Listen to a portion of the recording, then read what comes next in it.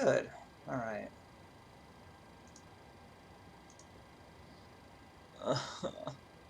So we're on ground power. How much fuel do I have? Oh, I've got plenty. So we can. What we'll do.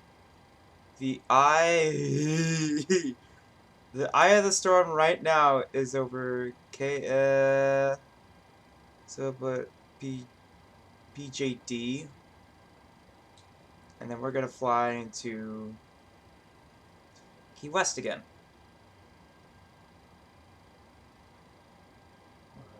Like into Miami. Actually, yeah, we'll fly into Miami International. So the plan will be we're gonna we're gonna and let's do a procedure.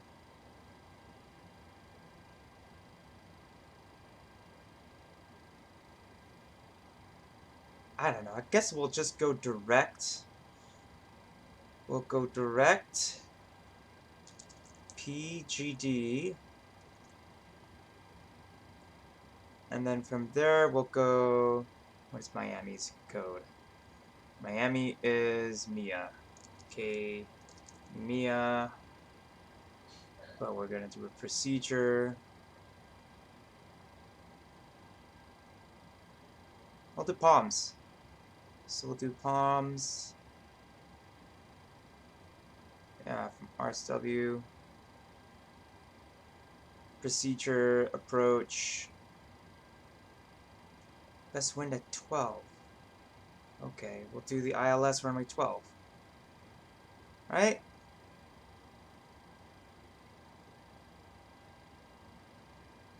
At Gloria. With a procedure turn, if we must.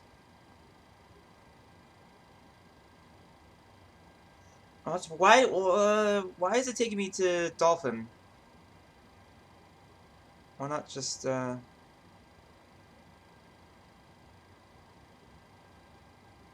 takes me to Dolphin. Okay, hold up. We don't have traffic, or do we have traffic on today? Okay, I gotta figure that out. Anyways, FMC.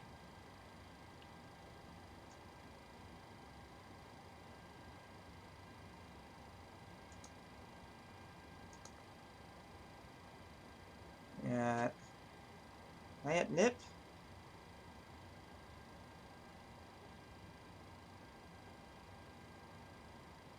Currently, I'm at Jacksonville Naval Air Station. That's fine.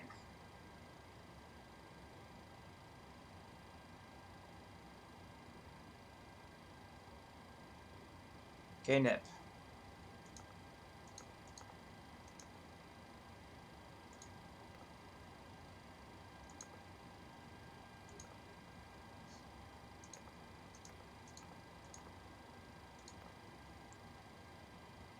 Alright, that's the first part of the route. There are no departures out of here. But we will be departing, let's say, runway... What's the wind doing here? Wind is 030.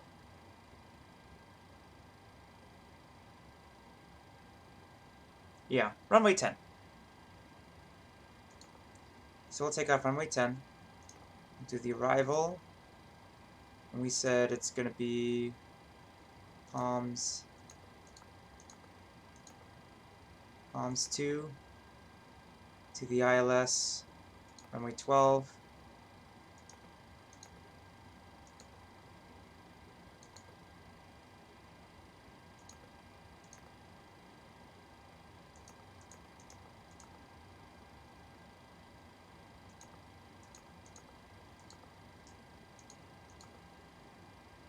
With no transition. Cool. Into the route.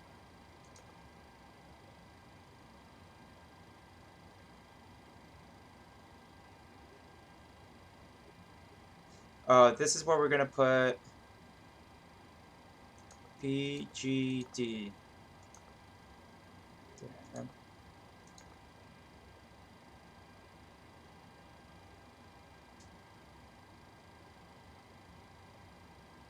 Where's Piana? Which? Palms, Privy.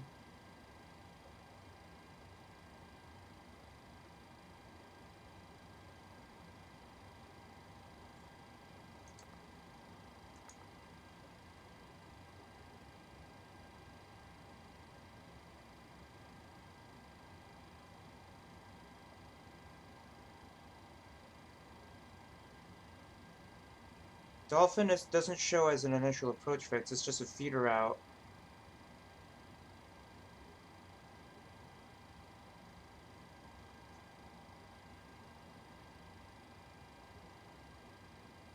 What we're gonna do is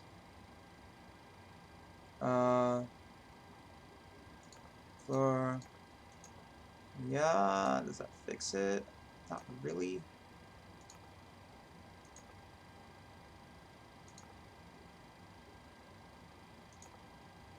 Let's see what that does.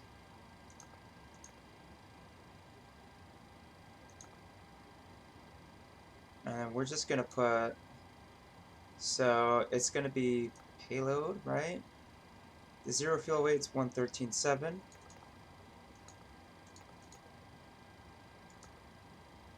Observes 3, cost index 10. Once again, we're gonna be cruising at 300. That's fine. Flaps 10 takeoff. And the CG is 22.9. Awesome. Let's turn ground services. Let's turn the APU on. And folks, our job, what we're gonna do today is we're gonna fly through a thunderstorm once again. Hooray! Terrific! Oh my gosh!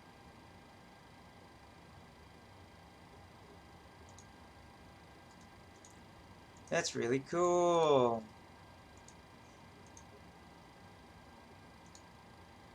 Alright, let's just take care of some business really quick.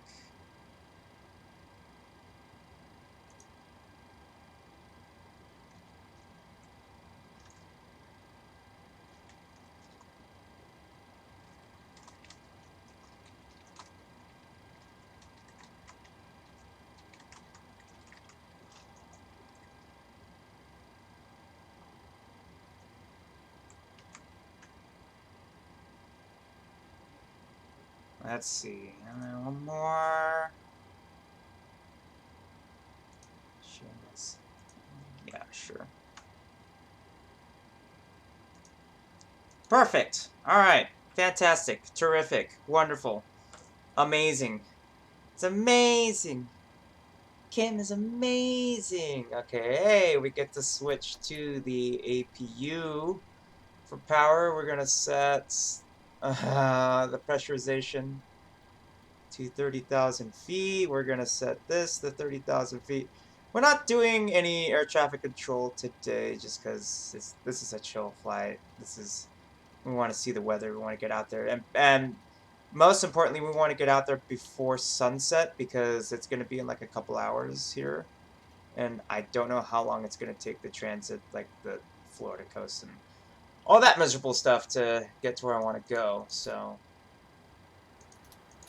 turn off the bleeds and put those bad boys on. Let's brakes on, put on the parking brake, and then oh yeah, we tell everybody to skedaddle. So ground power, yes, release. Disconnect it. Let's disconnect the stairs. And then I think we also have the cargo doors are still open. Doors. Doors. Passenger services. Baggage handling. Guess I still have to go to the doors page.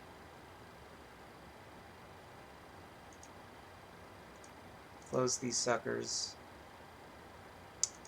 And then let's go back to ground services. Make sure everything is disconnected. Remove the chocks. Awesome. We're going to start up. We're facing the wrong way. We'll get turned around here in just a second.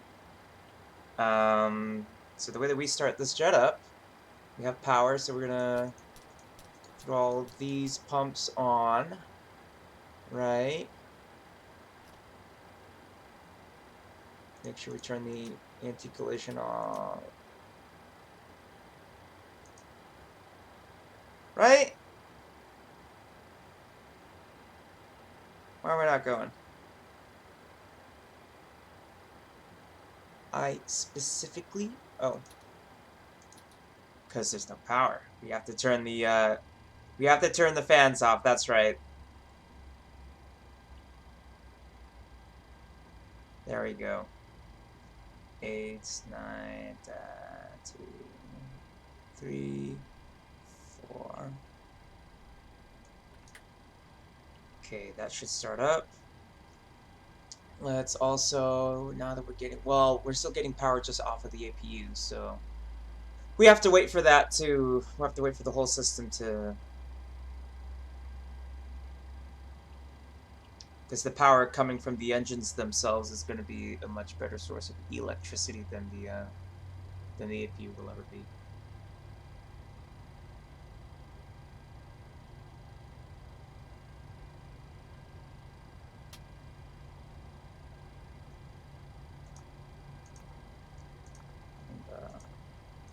Legs on this page.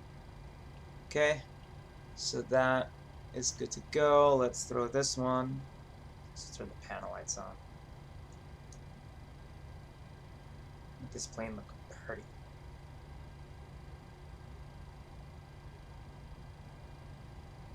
$17, $18, $19, $20, $21, $22, $23 at 25%. We throw the switch. Let's go.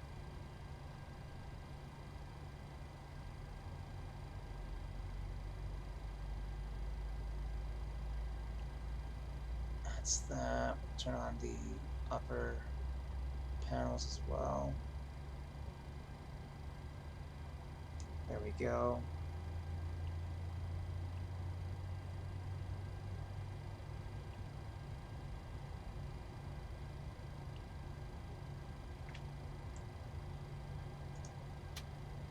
Cool. Alright, now that we have power running, let's switch the power over. Nice. You can see, yeah, the panels become brighter.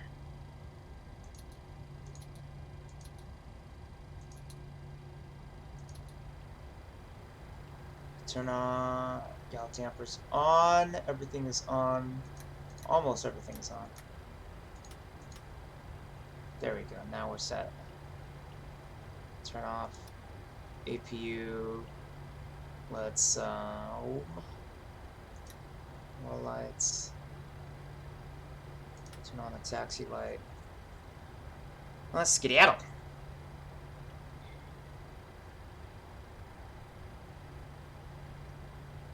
Set our code and turn our transponder on.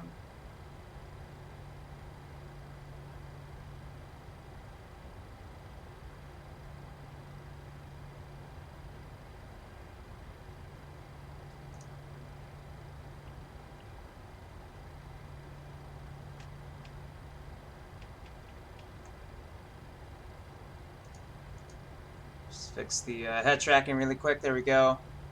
It's at a much more comfortable position for me. And you know what? Let's skedaddle. Let's go. Okay. He said it's going to be a flaps 10 landing. Let's set the flaps.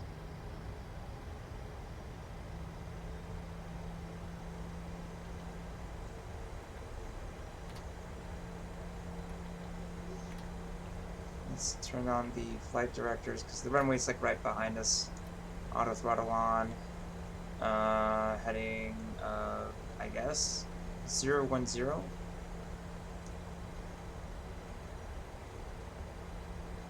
like, I don't know, whatever it's gonna be. There's like no...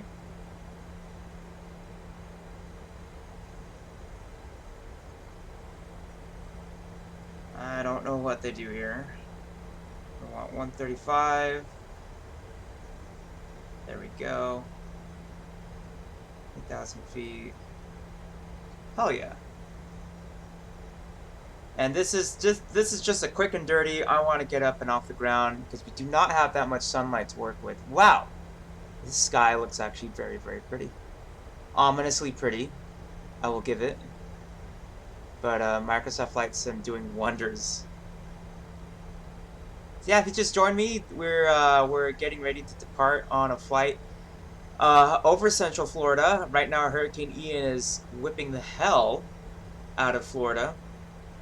And what some NASA research aircraft will do in real life is they will fly into the eye of the storm to pick up some weather data, and so they can update the models on how the storms work and everything. So this is a rare opportunity for us. Microsoft Flight Sim does take real-life weather and inject it into the sim, so this will be a real cool opportunity to learn about how cyclones work, how tropical storms work. We get a really prime example today.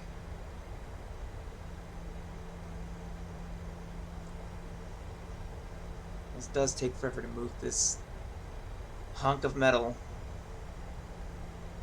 And you have my iPad on the right edge of the screen. It's actually taking position data directly from Microsoft Flight Sim, so I can track it. I've got all my charts here. I've got weather. I've got everything I'm going to be needing. And then we're going to be flying through the storm and then landing in Miami International. Not using VATSIM today. We're just going to keep it a nice chill flight. Just kind of familiarize ourselves once again with the 737. We're about to take runway 10 over here. And we're going to depart. Turn on vertical navigation. Lateral. Oh, come on. Runway 10. You can take lateral navigation. Okay, we might have to coax this Enter thing. runway 10. 7,800 feet remaining. It's just not happy because there's like not a procedure attached to. Whatever. We'll be fine. I'll hand fly it if I need to. Okay. Let's do a quick run up of the engines to 40%. Or close enough to it.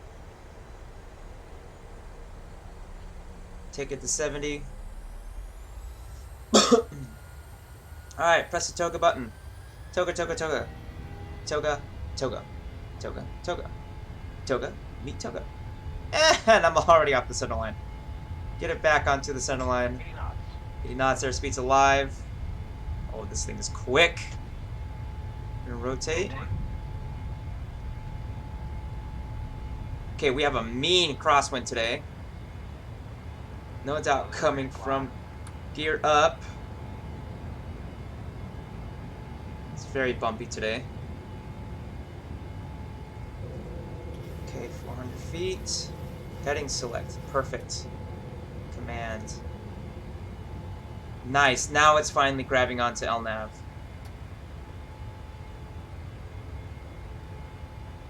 And it's raining.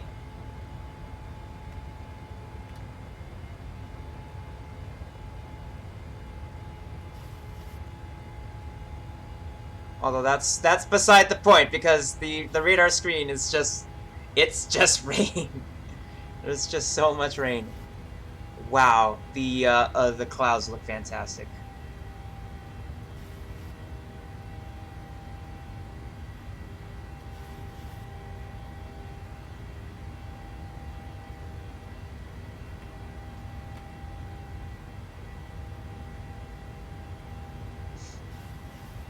I absolutely love this kind of weather for flying in. Oh, you know, I've totally forgot to turn my lights on and everything. That's on me.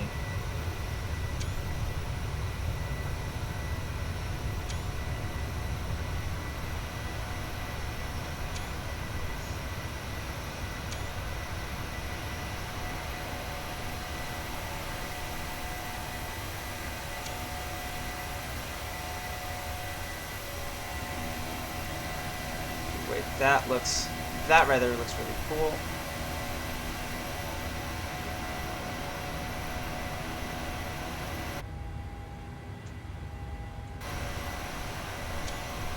Microsoft likes them, folks. Incredibly, incredibly pretty, as always.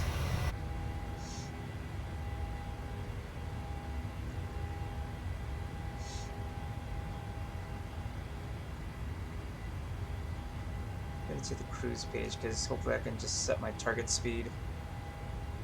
Eh.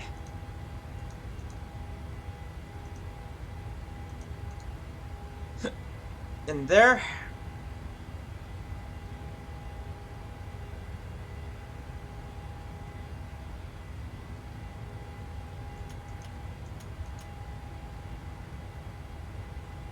Let's depressurize the gear system.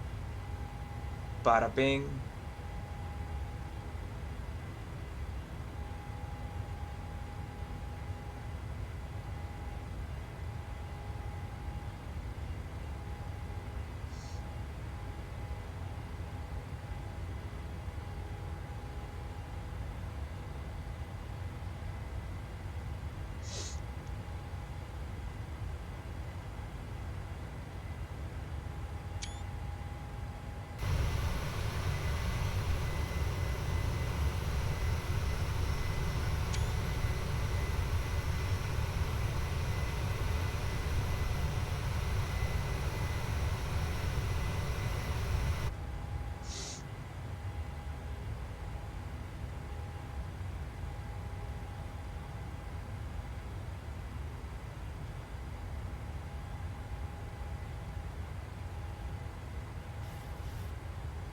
Okay, the Eye of the Storm right now, yes, it's pretty much still kind of over PGD. Maybe this time I can try to get the...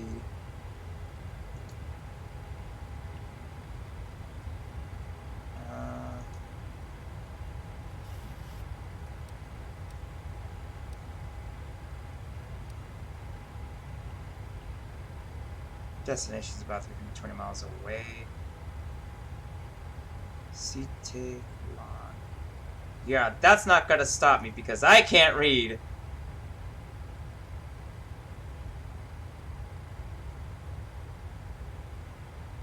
Oh, this is the left or the right?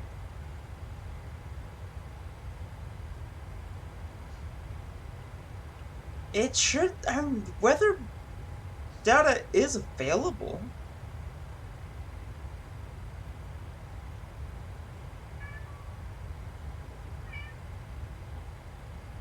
Hello, Rocky. Everybody in the stream, welcome Rocky. He's our first officer.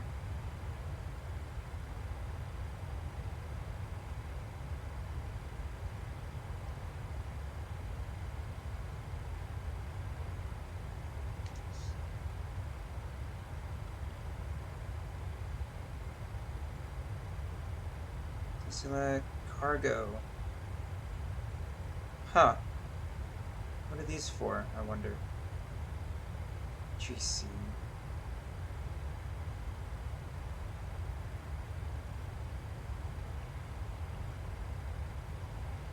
No joy on the weather products, so Climbing through transition altitude. we're not entirely blind, but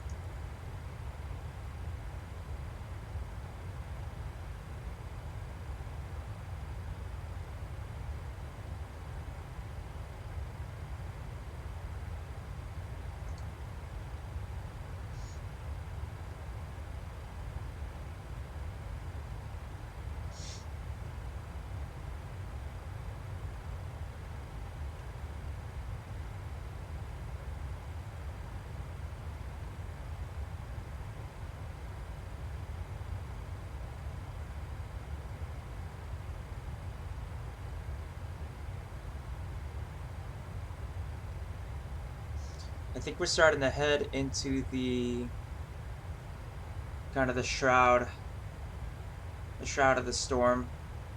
So there's a big shroud that kind of covers the top, and you've got the ribs like underneath, and the two main giant ribs kind of form what's called the eye wall. It covers the eye of the storm. Eye of the storm is where we're headed right now.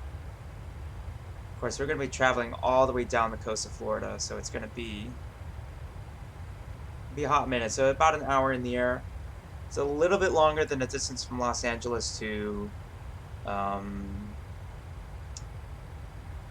to San Francisco, at least by jet.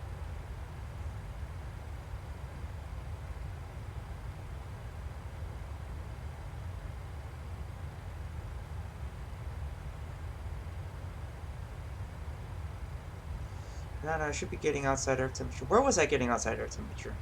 It's still +7 degrees at 22,000 feet. I kind of find that hard to believe, but you know,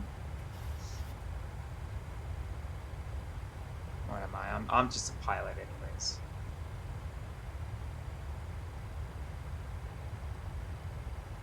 So it looks like the rain clouds are then below us.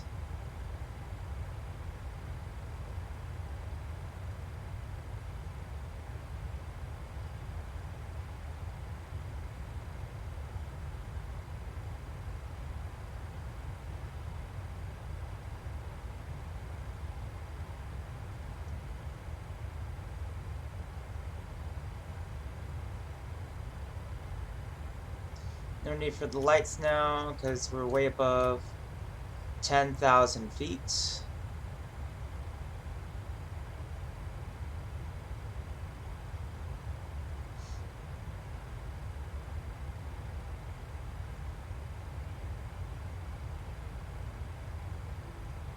Yeah, we've already covered quite a distance.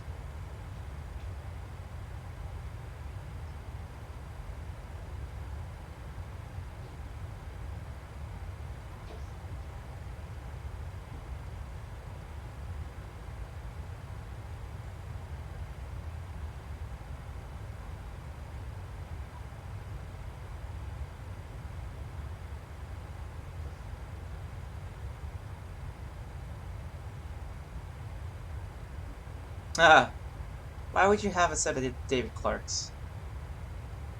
Why? Why would you do this?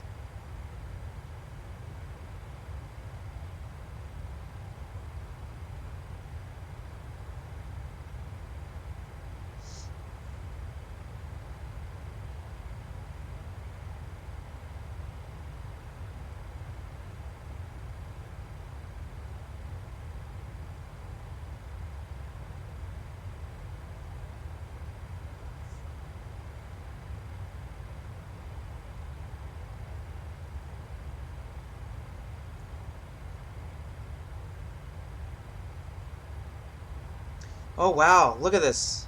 We're like right above this layer.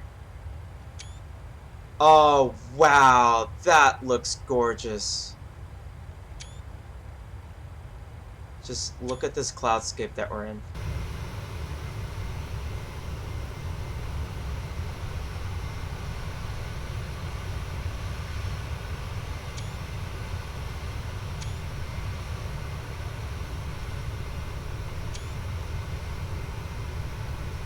Oh, that's so beautiful.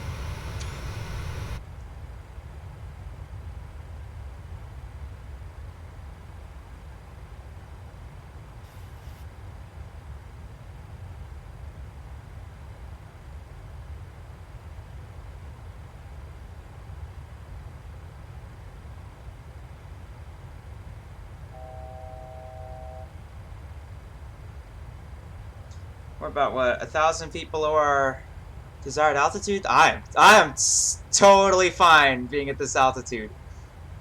Oh, this looks beautiful. Absolutely gorgeous. Yeah. So the shroud of the storm is like, it's like right here. And then it looks like, yeah, the main body of the storm right there, which puts the, yeah, the wall. That's the wall of the storm. It has to be that right there.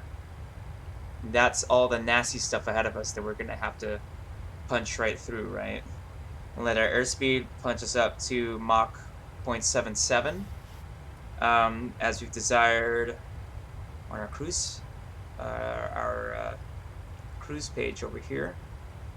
The 737 can cruise up to about Mach 0.82, but I think 0.77 is like the most economical, without like burning the engines out or hitting your overspeed.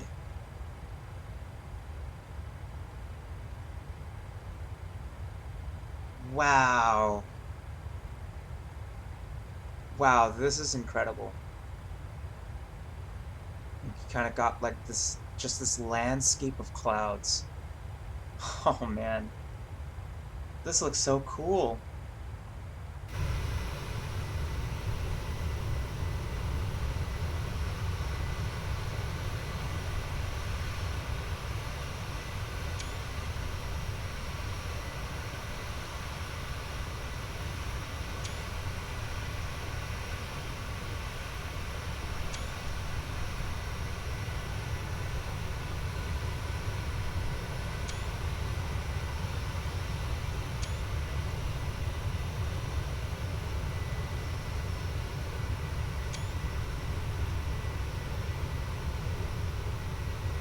Wow.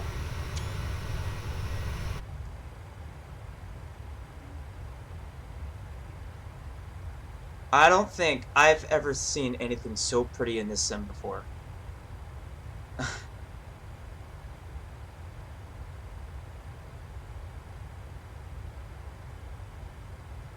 course, the funny thing too is there should be a crap ton of turbulence where we're at too. Like this should be where it gets really, really bad. But actually, that stuff is of course going to be ahead of us, right? And so that's the thunderstorm that we're going to have to penetrate ahead of us. And we'll see if the eye of the storm has it made landfall. Actually, according to this, it has. So this has now become, it's not a hurricane anymore. I guess it's technically a tropical storm. But even then, it's huge. This system is absolutely ginormous. I'll start getting the information even for ATIS is, let's do 19.5. Incredible.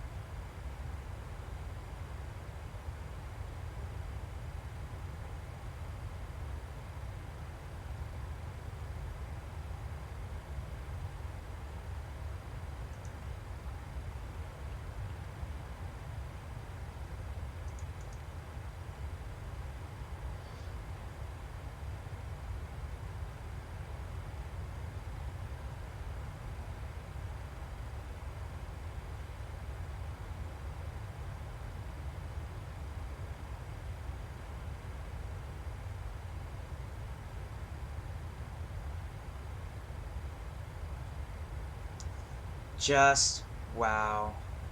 Look at those clouds underneath us. It's like these puffballs.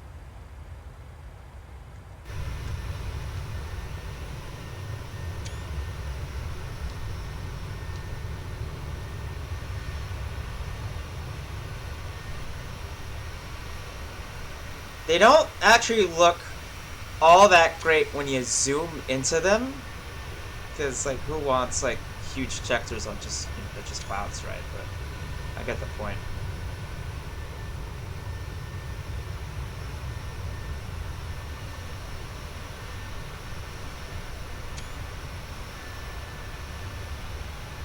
Yeah, it looks a little better when you frame the plane in the bottom of the photograph.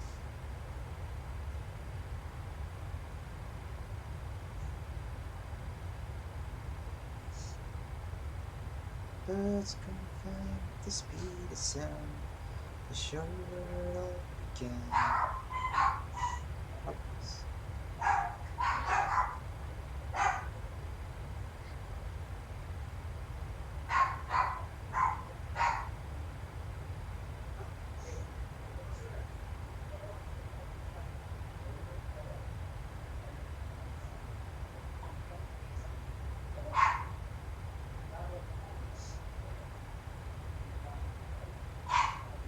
Are these frosted over? Yeah, look, there's frost on those. Let's see what the outsider is. 1 degree. How are my wings looking? The wings, they should be fine, but let's turn the wing lights on just to be safe. We have de-icing equipment too.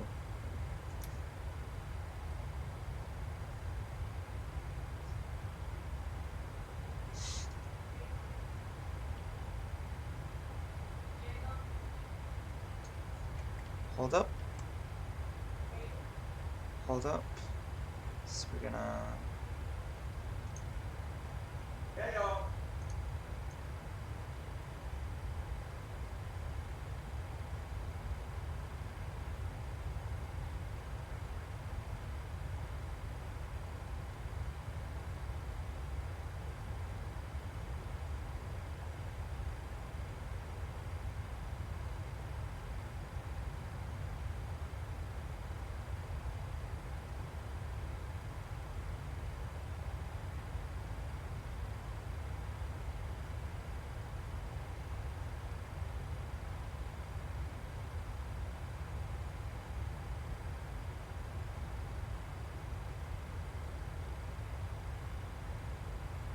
Check. There we go. Alright. We are back, folks. Sorry about that. Need to have a mute button ready. I can't turn my my webcam off. Just the just its own controls, so I have to figure out how to do that, but it'll be fine. I think we're good for now. So we're gonna enter this patch right here, and the Stratus, the Cirrus like Stratus layer is gonna come down and meet us. It looks like.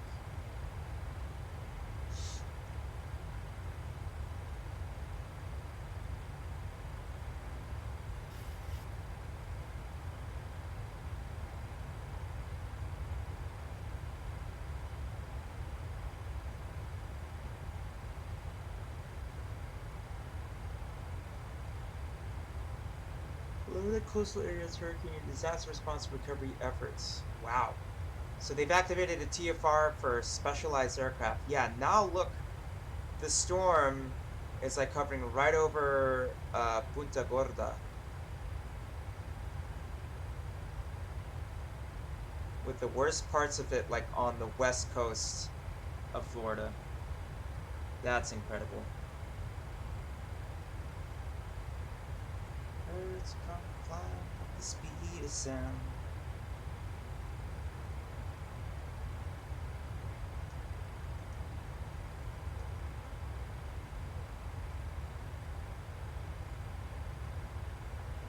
Reset it just once again. There we go.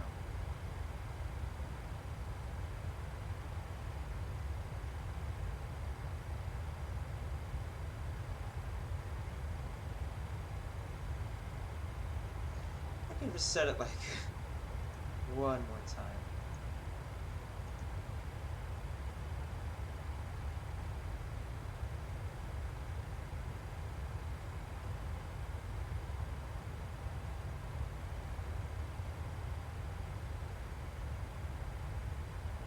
Alright, we are IMC. And here we go, entering probably the worst part of the storm now.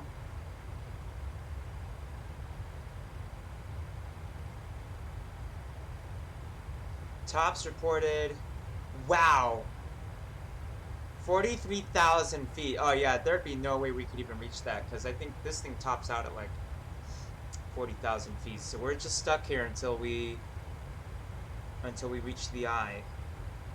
So come along for the ride. This is it. We got a nice bit of views. Now here comes the difficult bit ahead of us, where we will have to manage.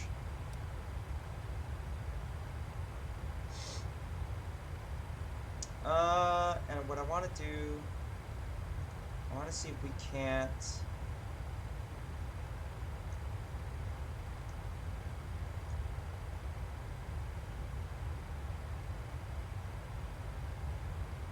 As long as the top of the sink gets moved up the palms. And yeah, it's not exactly like we're flying the actual arrival itself. We just deleted a bunch of points off of the arrival anyways, but you know, here we are.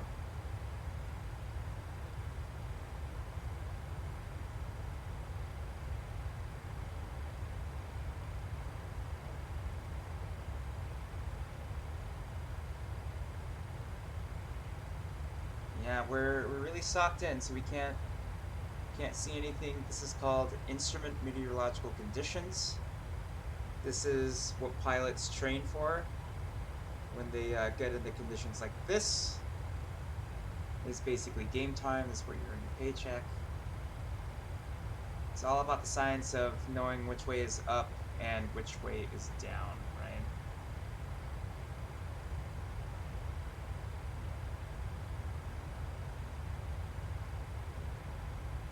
And we're within, it looks like 160 miles of our destination now. So not too far. But what I'm hoping is like this storm is moving pretty slow. So hopefully like the eye just still remains over this point. Because according to the map that I have on the right, which I think shouldn't be that old, that's where the eye should be. And hopefully it's still there by the time we get there. But the catch is like, look at how hard the wind is blowing. That's 50 knots. That's about like 70-mile-an-hour winds up here at this level, right? And that's making us slower as we get in. This wind speed right here is going to start accelerating. And it's going to start accelerating and accelerating. Pretty soon it's actually going to be at our coming almost directly from our left, right? Because the winds are moving around in a circle around the storm, right? It's in a counterclockwise direction. All the tropical cyclones in this part of the world all move in that same direction, right?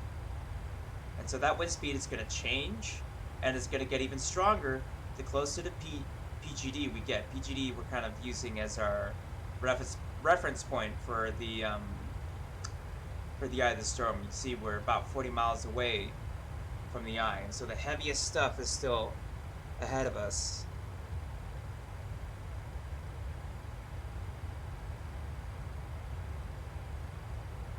Now we're starting to see turbulence. Oh my goodness. So it's going to start to get a little turbulent up here. And the plane should be able to handle it because it was handling it last night when we were flying in the evening time. And it was this was also doing the same thing. So we should be doing pretty good.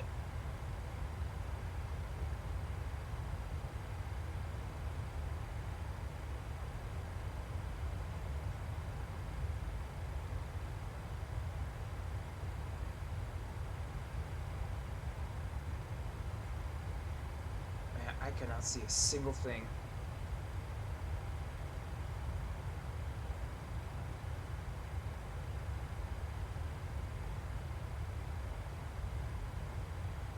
Kind of see like a little something here.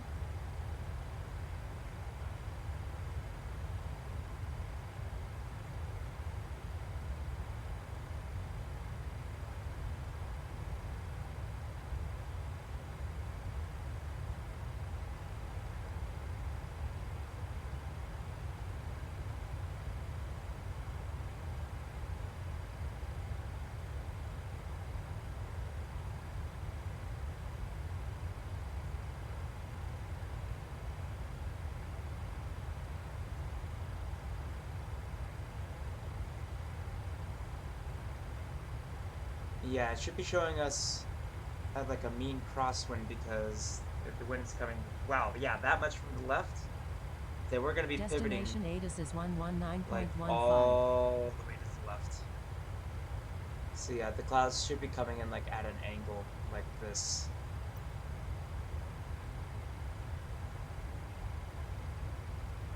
And then let's just dial in that altitude for the arrival. ILS localizer, it's gonna be 2,000 feet. We'll just dial it all the way down to 2,000.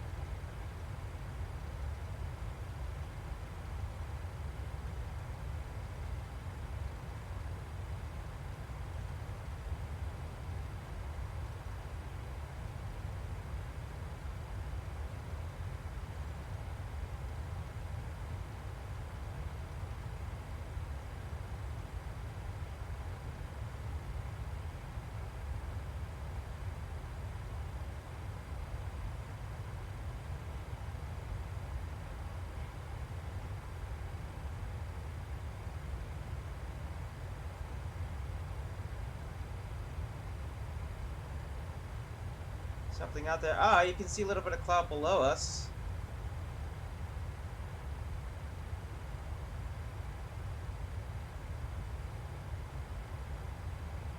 And this is supposed to be the roughest bit, too, so I wonder if the sim is showing that something is updated, maybe. Perhaps.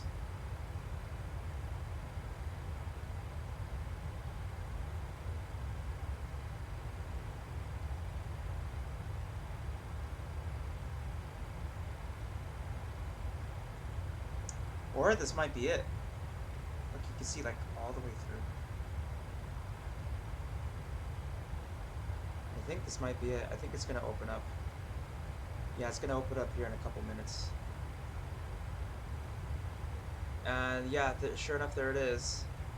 I think this is the eye. Holy shit, yeah, this is the eye. But we're kind of on, like, the side of it. In a way, we're 9 miles. Okay, here's what I'm gonna do. I'm gonna set the heading.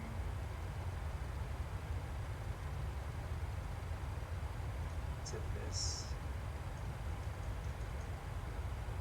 Just have the heading ready to go, because I don't want to turn just yet. I want to explore the eye of the storm just by a little bit, right?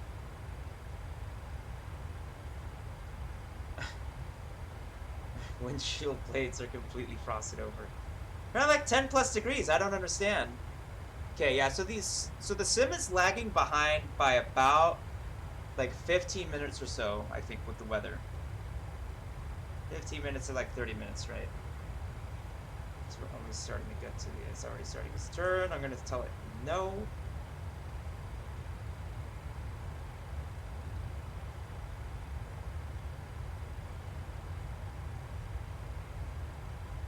Yeah, this is it.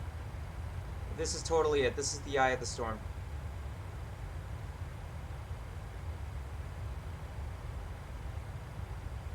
Just can't really see it well yet, but this is it. And then, yeah, everything around it is at the same height as whatever we were passing through, so it's all in a giant ring around us at the moment.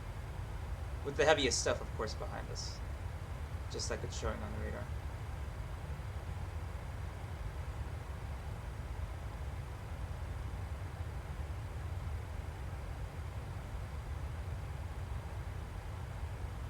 Now we have to descend through this stuff if we want to get to Miami, so that's the next tough bit, but we're probably gonna do like we're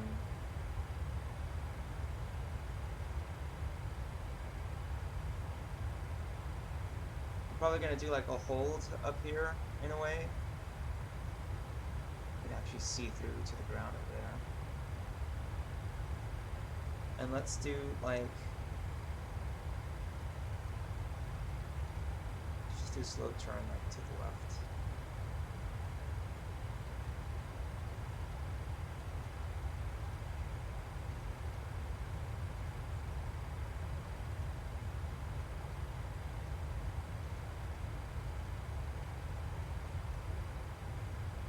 Huh. Is that completely clear over there?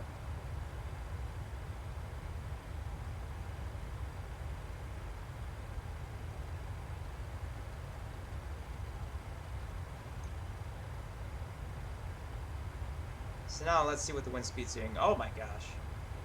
Now we have a mean headwind coming from this way.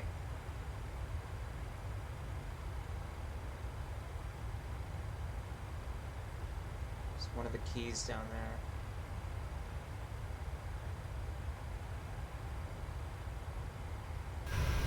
Well, it's a very weird lopsided eye, but yeah, this is basically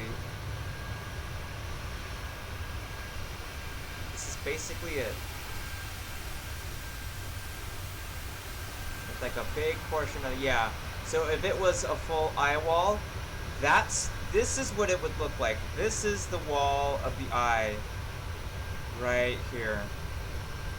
And the comma's point like in the middle, right? And it goes around.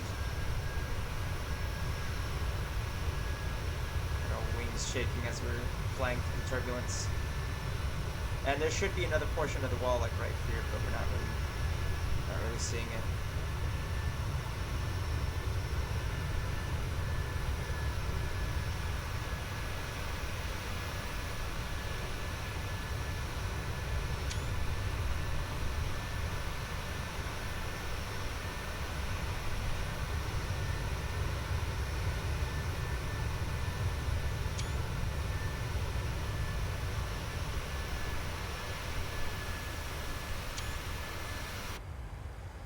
Take some for the road. Yeah, there's the wall right there. There's Pink Floyd's The Wall.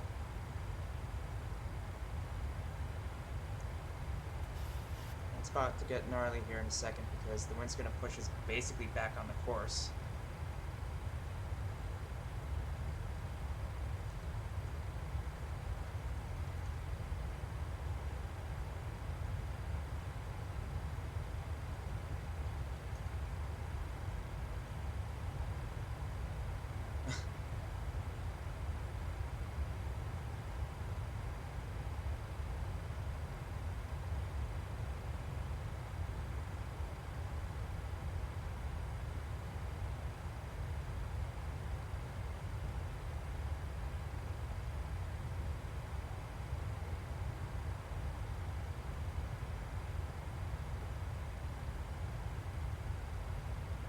Yeah, it's bumpy as hell, and we're in a bank, which is not, you know, the best of circumstances to be in, of course.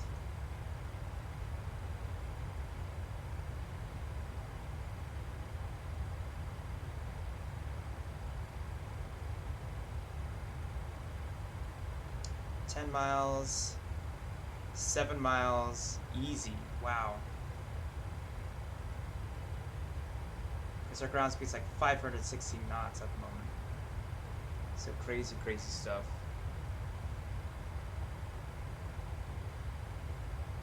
It's 5 miles off course.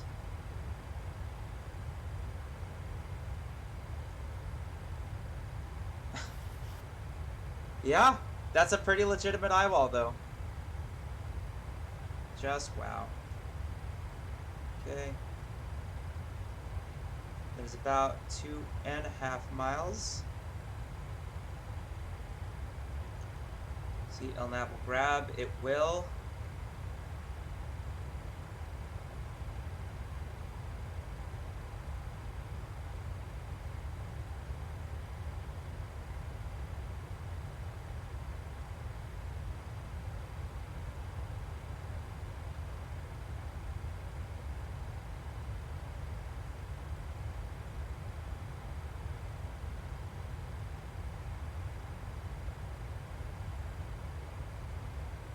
It's very bumpy up here.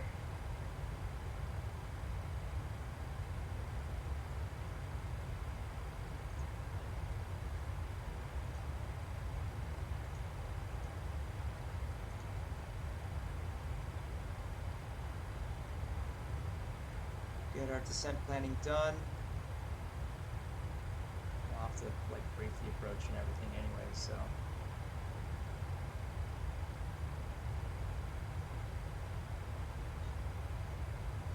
And our altitude is dialed in. We're ready for the descent portion.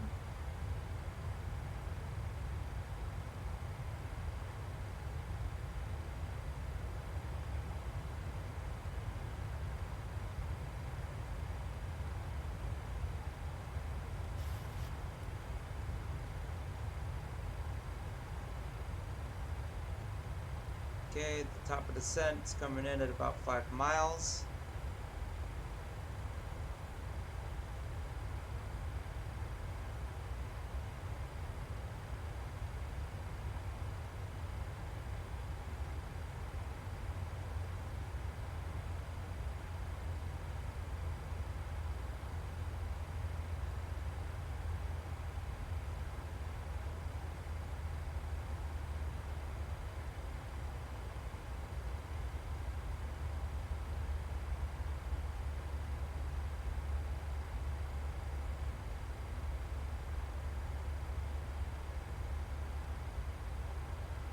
should start grabbing the rate of descent here in a second now. There we go.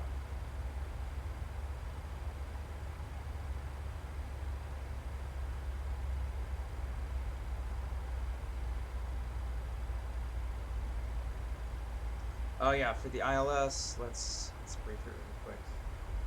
ILS into Miami, room 12. The frequency is going to be 108.9.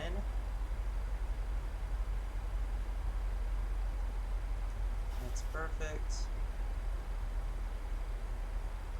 8, 9. Force is going to be 124.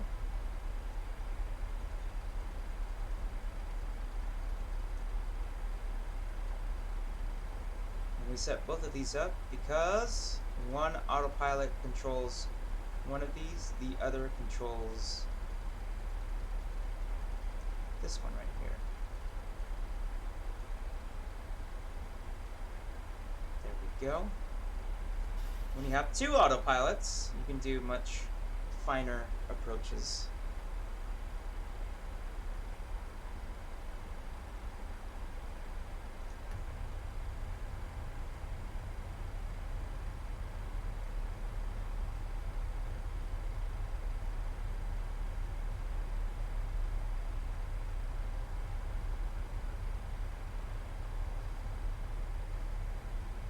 But it's a lot clearer on the other side of the storm than it is in front of it. In front of it's like the worst. It's like the worst possible place to be at this moment, for sure.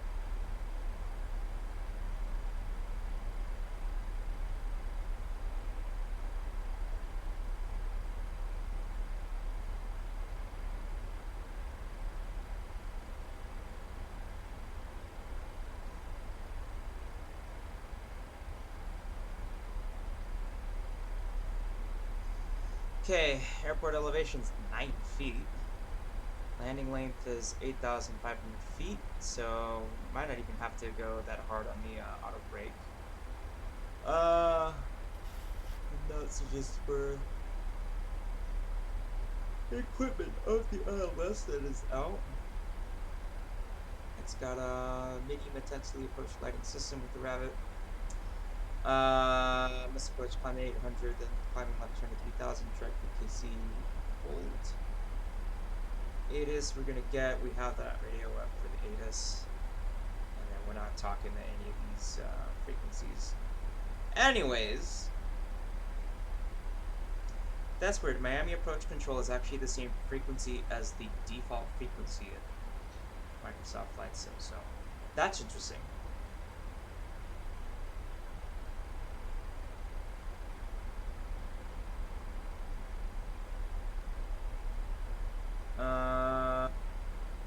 Ground control is different for different runways.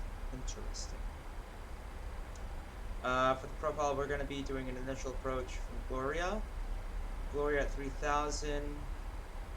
Vepco is our glide slope intercept at 2000, and that's what we have programmed in right now.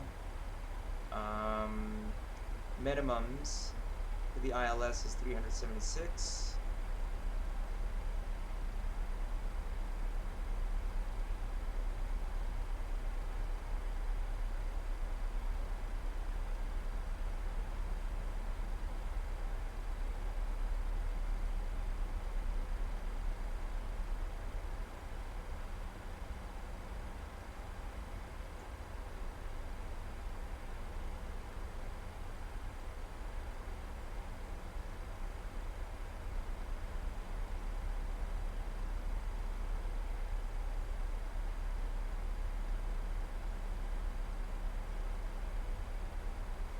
You can see little bits of the ground underneath me, so we're not that far away. Some highway out there in the distance. There's a little buildup though. Looks like it, because eventually we are gonna have to turn left, and I think Miami's supposed to be, yeah, it's supposed to be off to our like 10 o'clock. So out there somewhere where the weather, it looks like, might be a touch heavier.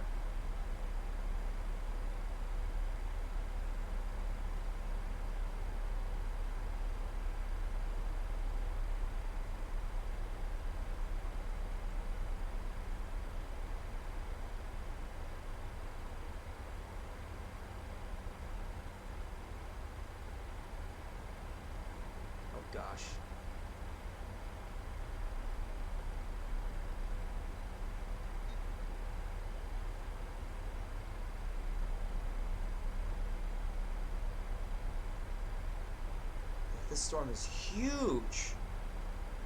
Absolutely huge.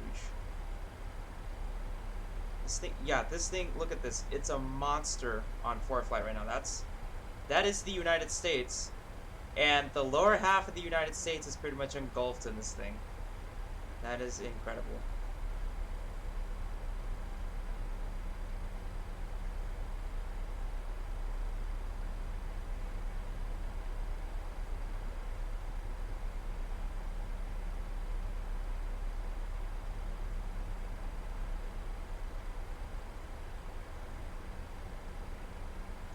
Eight miles from Palms. And then, yeah, the rest of the approach is going to be pretty simple.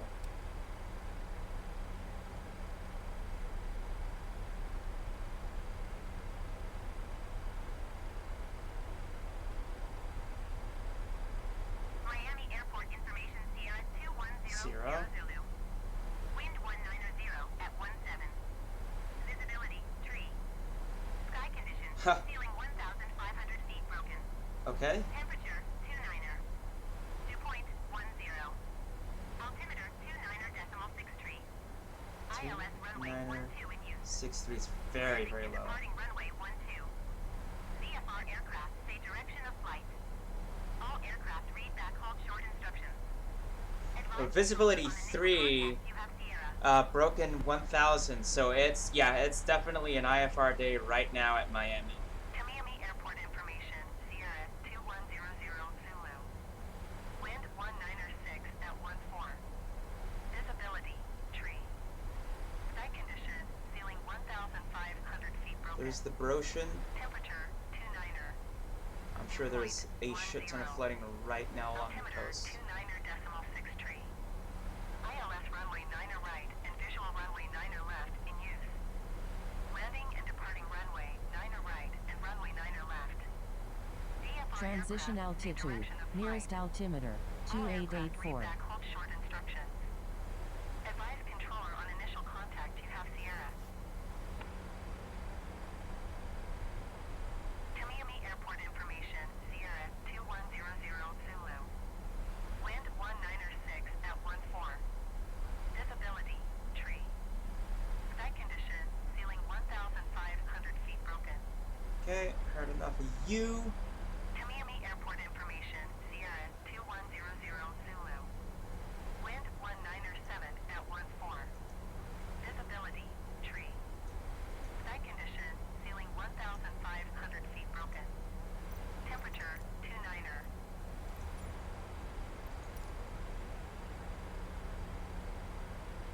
Weird. Don't know why I was doing that.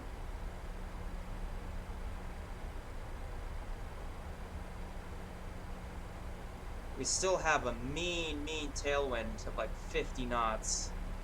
So it's pushing us along. And to like, I don't know if we're gonna make our desired altitudes or not.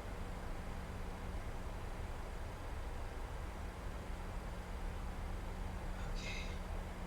Just check the stream. Oh, we're not,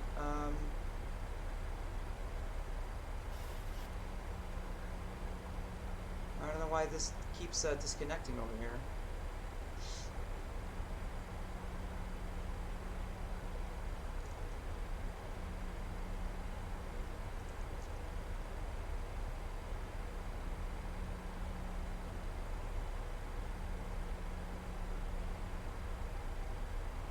No big deal.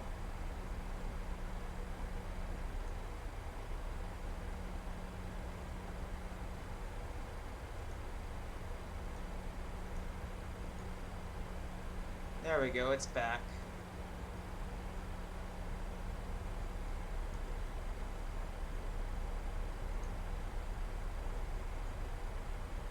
So bring up the plate again just in case everybody missed it last time. This is our plate for the ILS. The frequency's dialed in. Everything's set up and looks good to go. Our minimums are 376 and that's dialed into our barometer minimums right there, matching it. We have our approach speed. 2 NOTAMs. Instrument approach procedure amendment, misapproach. Okay, so there's an amendment to the misapproach.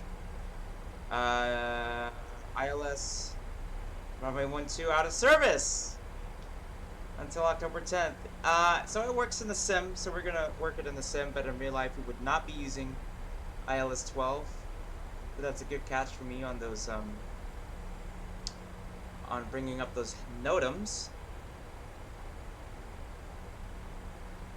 They're going really, really fast.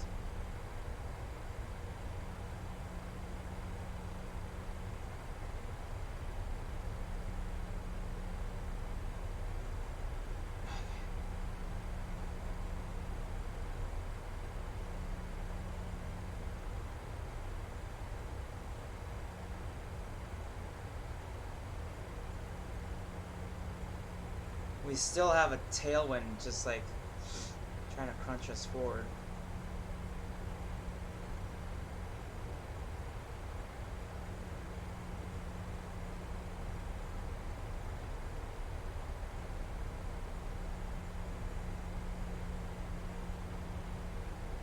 And once we hit Gloria, Gloria's our initial approach fix, we're going to start configuring. We have to start slowing down for Gloria. Slow down, Gloria. Jeez.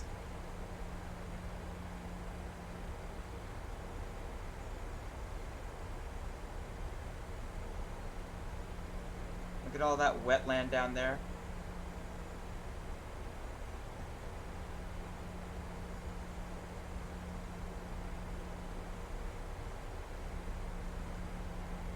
Computer, why are we climbing?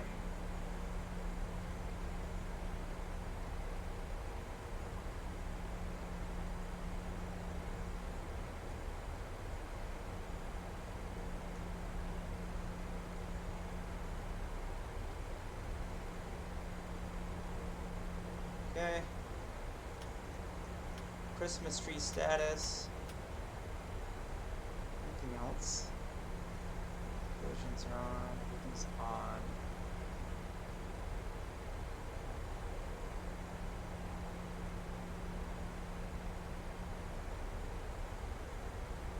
I don't think I've ever been to Florida in the sim before.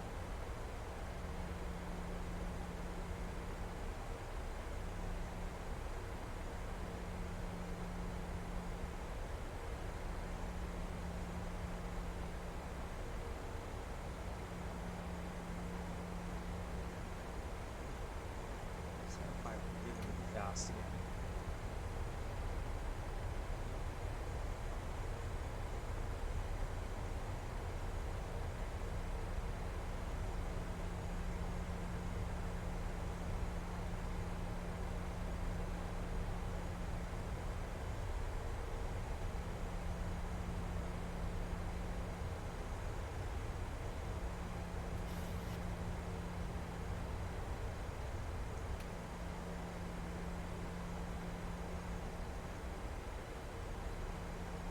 Oh, look at this landscape.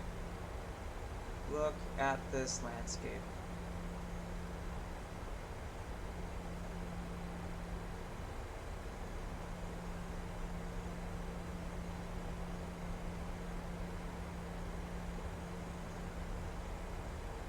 Okay, let's start configuring. Flaps 1. I have to eventually get down all the way down to flaps like 40.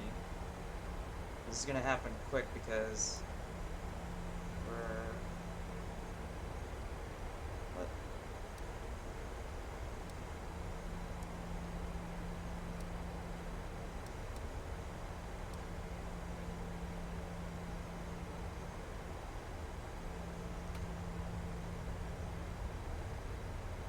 Yeah, jeez, we're floating all the way up. Descend, damn it.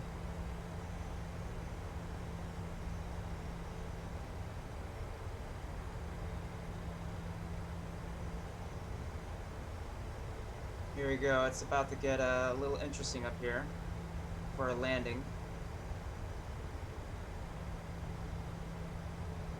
Why is it holding just descend, damn it?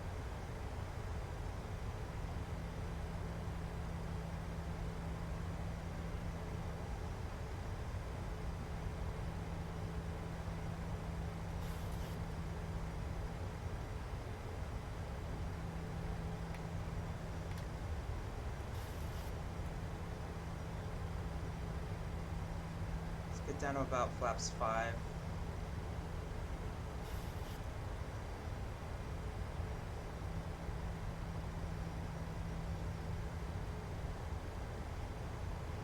There we go. IMC, transition into the cockpit.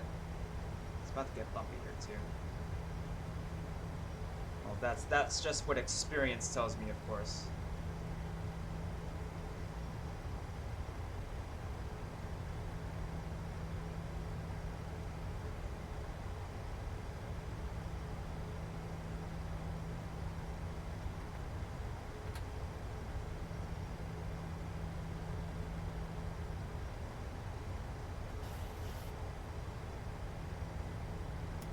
Set auto brake like 2.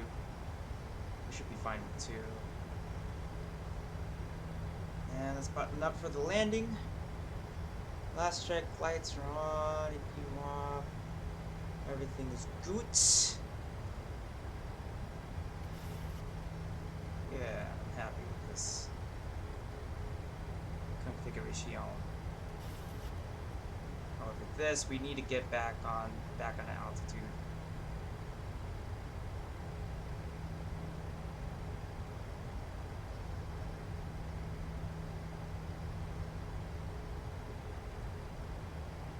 So then soon we'll switch from VNAV. We'll keep VNAV on, but we'll start doing VOR localizer.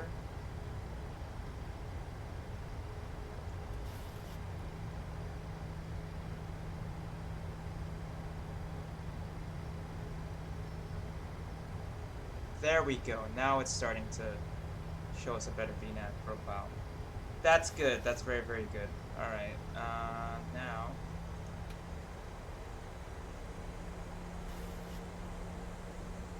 Still showing. Oh my goodness. This wind is killing me.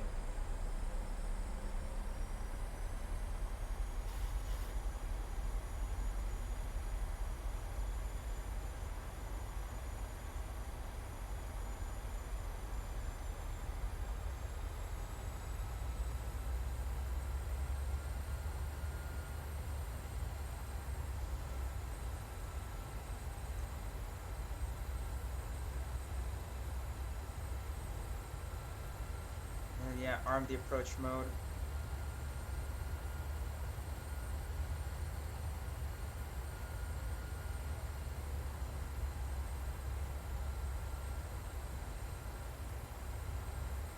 Once we have BEPCO, that's our final approach fix. Gear out at BEPCO. See farms and shit out there. Big clouds above us.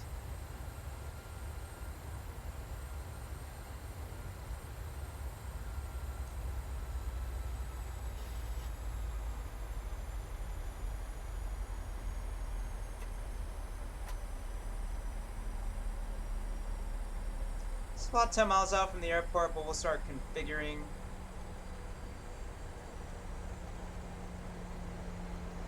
That 150 for now. There is an airport out there. There is an airport out there for us to land on. Crosswind of like 40 knots, so because it's coming from this way, remember we're going to be transitioning our eyes about like right there.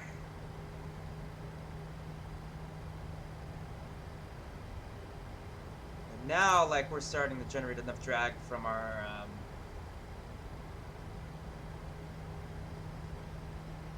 yeah, big crab angle, so like we're coming in this way. That's how much angle we've got. So let's try to redeem myself from yesterday's weird crab angle approach. This looks pretty.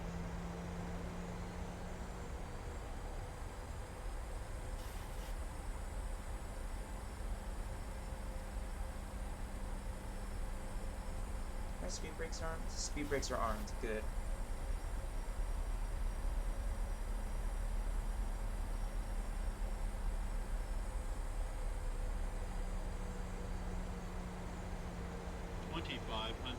No way.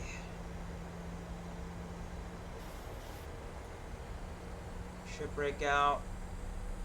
Should break out soon. This is looks like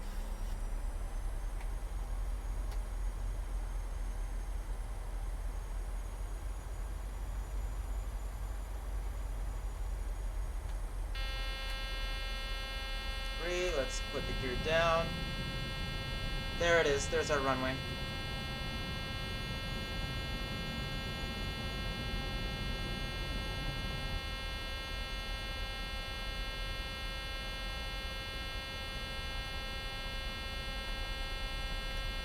What is the tone for?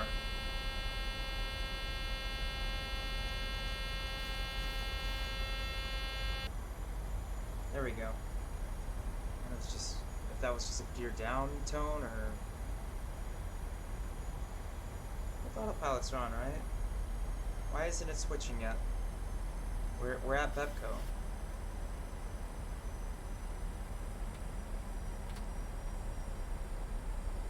Okay, we are configured.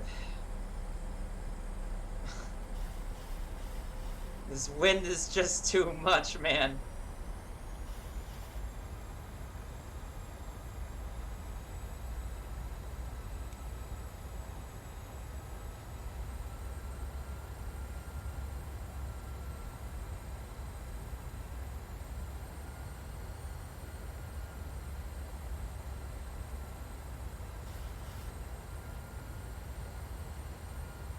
Okay, I see the glide path on the right, or the beachy side on the right.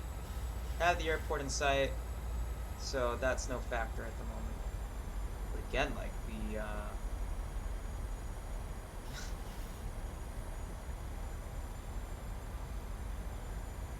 okay, it's died down by like a little bit now. 30 knots. 2 mile final runway 12. Thank you, Betty.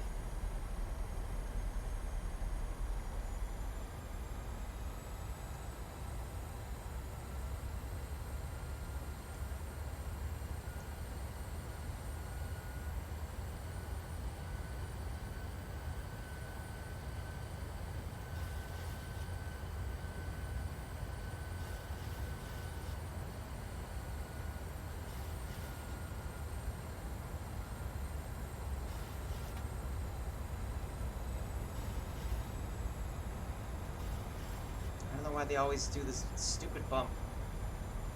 500. Approaching minimums. Go minimums. 3 minimums.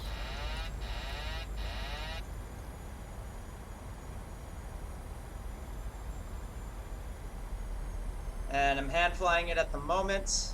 200. Thank you. Guess if it's a guy, is it still named Betty?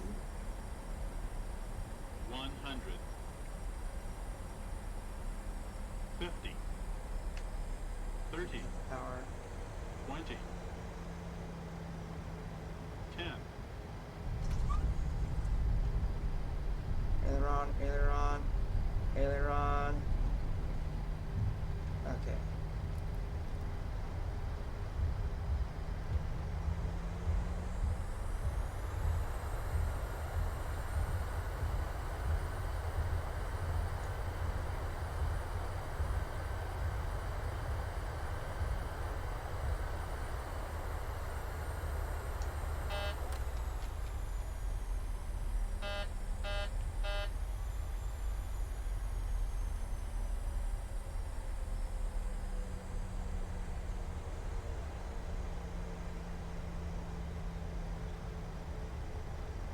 Nice! Made it, another big old crosswind landing. Hello! Hello, Panda! Hello! Copyright during the approach end, but... Yeah, Panda, welcome to the stream. We just got down to the ground at Miami International. We just flew through the eye of Hurricane Ian. We really got to see that, and yeah, Microsoft Flight Sim had a really... let's call it an interesting interpretation of the eye wall at Hurricane Ian, but it was pretty much right where Fort Flight said it was gonna be. This terminal, I'm just gonna say right now, I bet you I've been to Miami International before. It does not look like this. It does not look like a bunch of hotel rooms. Let's clean the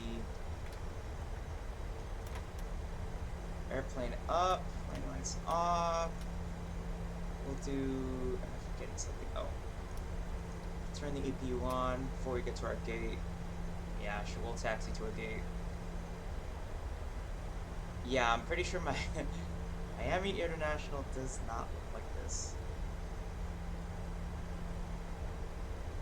But yeah, did our NASA research flight into a hurricane. I think getting down through it to get here was probably more difficult than actually flying.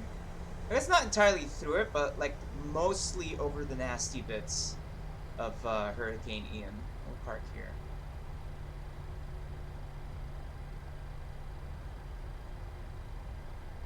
And then next, we're gonna do a, or we're gonna try and do a local flight here in the LA area.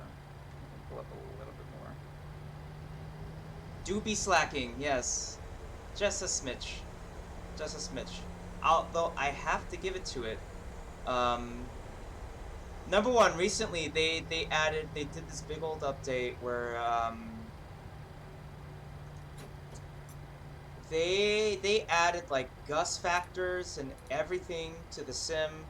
It's like actually really cool. The also like the old steam gauge dials like in older airplanes like actually work like how they would actually work. It's actually pretty cool what they've done.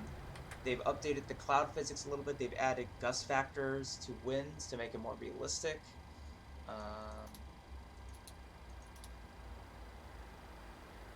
We'll just leave the APU on for the guests in the back.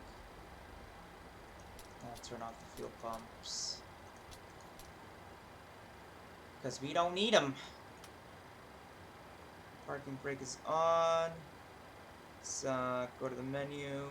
FS actions. Ground services. Set those chocks. Press ground power. Get the, yeah, well, the engines are still running. Now we can request the stairs. Yeah, how are you, Panda? How are you today? I hope everything's going well.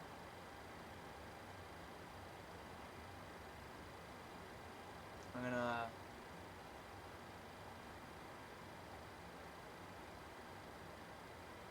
get out of here in just a second.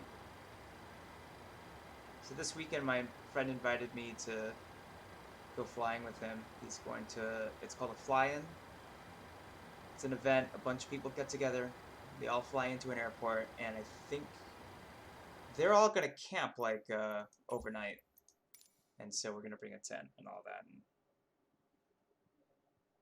let's, well, let's go with, well, I hope you're doing well, Will. Will as well. Let's switch over to this. So yeah, you can see Microsoft Flight Sim is tracking this whole entire nasty thing. Stretching off. Yeah, it's stretching off like the entire Atlantic up there. But instead, let's go, and what we're gonna try and do is, I was running like a career mode, and I think I stopped off at San Bernardino. So we'll park like right here. Not in a 737, but in a Cessna. Where's the Cessna? No, we'll go with like a G1000 Cessna. In the Kenmore library. I don't know who that you're flying into. Yeah, who would have thought? An airport. Flying into an airport. What? You're mad. Okay. Now I'm gonna bring up. It's called On Air, and basically it's like you're running your own. It's kind of like an airline company, I guess. Did they have another update? I just want to play the game, damn it. Anyways, let's load into the sim at least. Customization, yeah, we're 4643 Mike.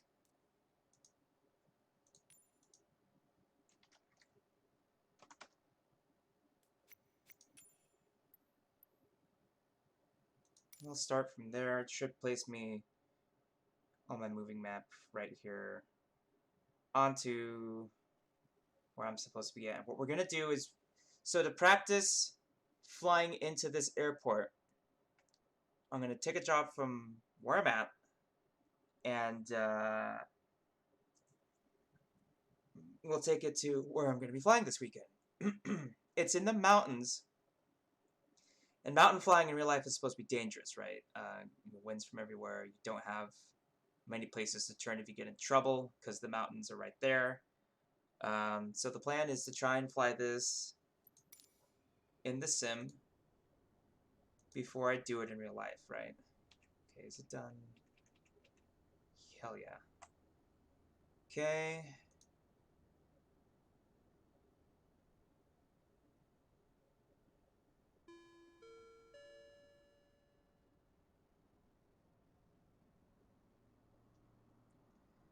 Okay. On the ops map. They should show me this airport. Yeah, there we go. Okay. So we're gonna look for jobs. And where I want to go is, let's see, Kern. Kern Valley is, that's Tehachapi. What I want is L05. So let's look for L05 if it's there. L18, L80.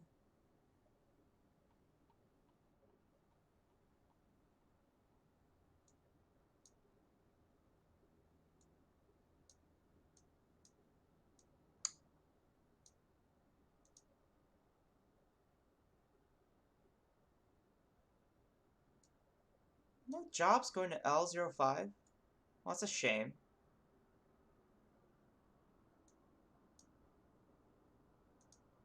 That sucks. Maybe there's something that's going, like, nearby. And we'll just take it up there. There's Riverside. Let's see what's close by. Let's see.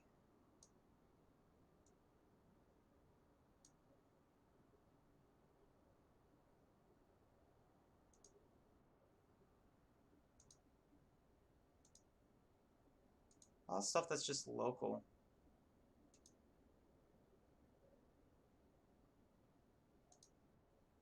There's a couple to Big Bear.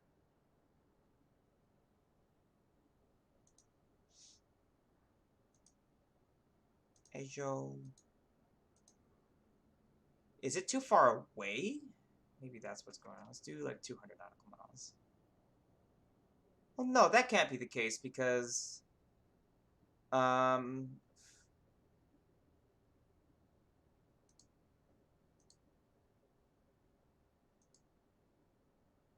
it's going to Mexico. There we go.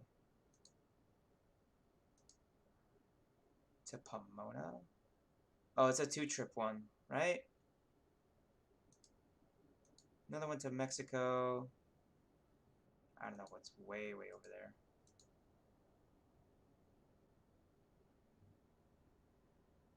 That's still not quite to where I want it to get it to go, but let's see, Lima 18, down south.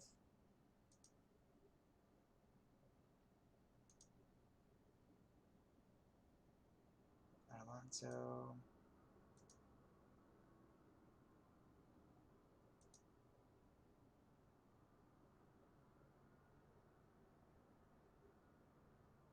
Okay, SLI. Seal Beach? Wait, is there a Seal Beach airport?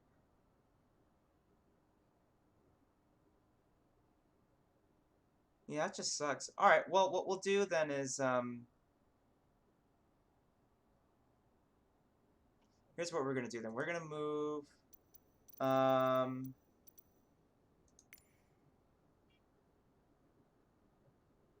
if the VFR map will work.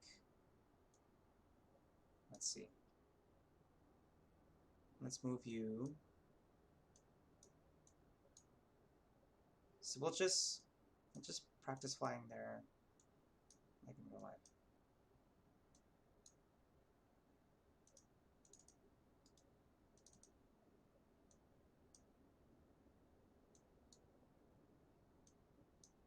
So how do I move? If I want to move...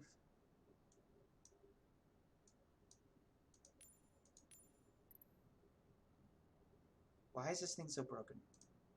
Okay, weird.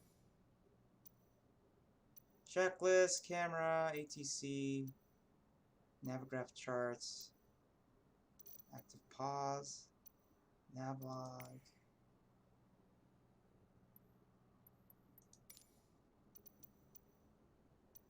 Objectives. How do I move? How do I move this plane?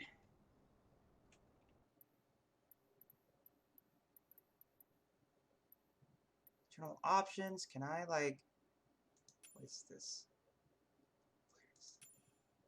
Oh yeah. Let's also we'll boot up so we'll have to move it. That's fine. It's a small plane, so it doesn't take that much to load up. Go back. So instead of going there, we're gonna do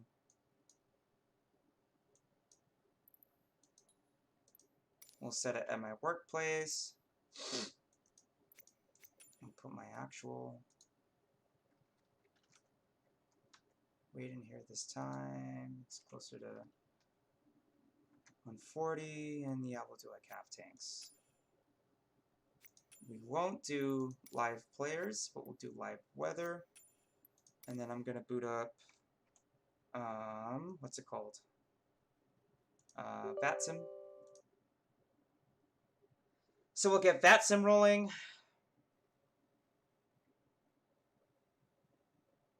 Hell yeah. And then from Van Nuys to, so we just fly direct. KVNY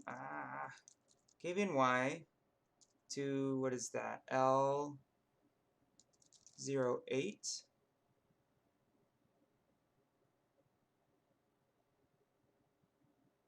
No, L05. I got it. How did I get that wrong? L05. Yeah, that basically takes me where I am going. Of course, I might want to like add some waypoints because there is it's like hell terrain. How high are these tops? It's like we'll be flying at an odd altitude. I could fly. Oh no, because that peak right there is about like it's 8,500 feet. So yeah, that is a no go. So yeah, I'll have to fly then to the left. Yeah. So what we'll do is we'll fly to the left, follow the Kern River. We're gonna follow the Kern River around as it winds its way around, and then we're gonna use that over Lake Isabella, and then Lake Isabella has or the airport at Lake Isabella has its own specific entry requirements for getting in. So what we're going to do is we're going to turn the strobes and the beacon on, battery on, mixture full rich, pump the throttle a couple times. It's pretty simple turning this thing on. And then clear left, right, front, and rear. Start this airplane up.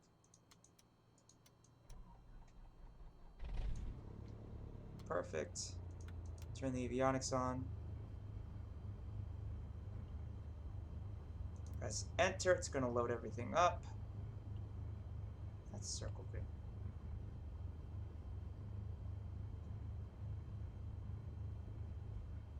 Okay, so now we're going to do basically the same flight plan into here, except we have to do it by hand.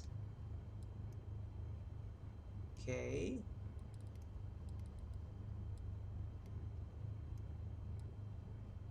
V.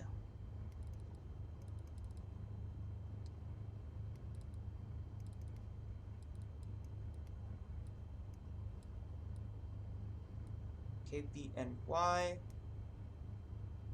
off of 16 right. I think if the wind's still doing the same thing. Actually, let's check what the conditions are for today. Com 2 127.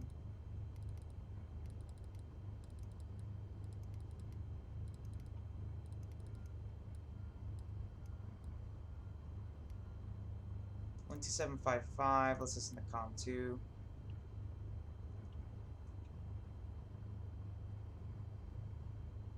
Come on.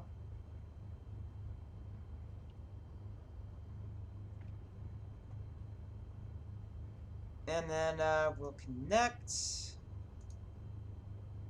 hope people are in the chat for today. We'll have to remember to announce.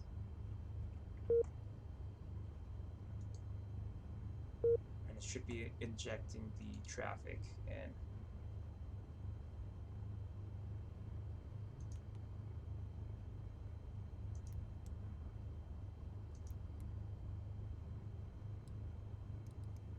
So we're gonna do Unicom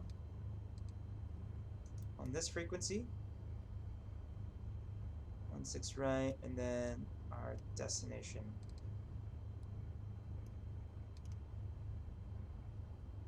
Damn it. Lima 0 5 Kern Valley.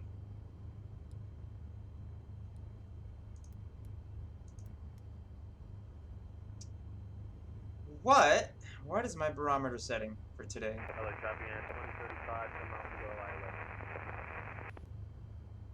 Let's set the altitude first. So we're gonna do at the least 7,500 feet.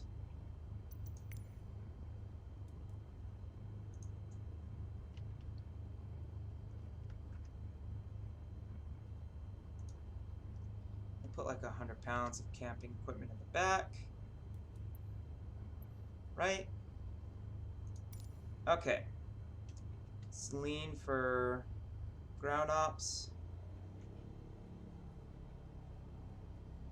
Okay, and that's our flight plan. VFR, we're gonna do it by day. Sync the heading bug. Hell yeah. Okay. Turn our taxi lights on. ATIS apparently is not working today, so let's actually look at the METAR real quick. Altimeter 29990. We can set that right there. And then if this man will move out of the way, we'll get moving, we'll get going.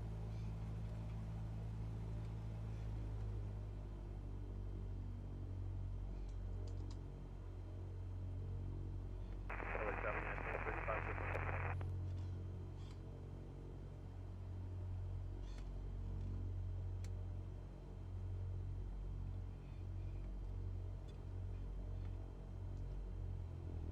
In here, I'm gonna just stop on the taxiway very quick.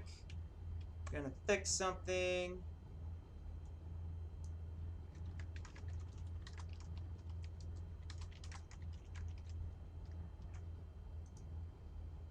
Perfect.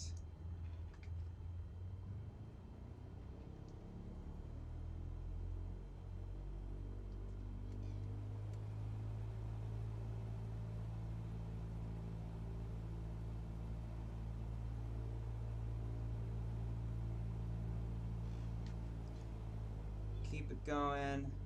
Taxi lights on, right? Yes, it is.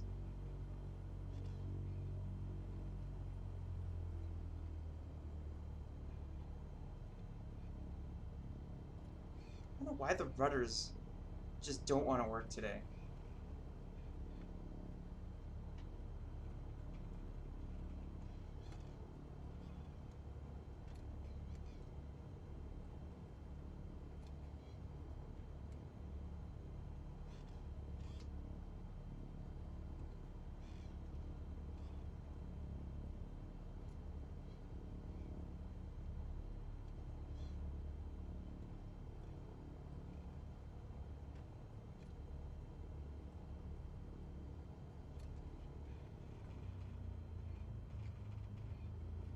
I don't see any traffic in the sky at all, anywhere. Is my traffic layer on? Yes, it is. It's apparently raining somewhere to the west.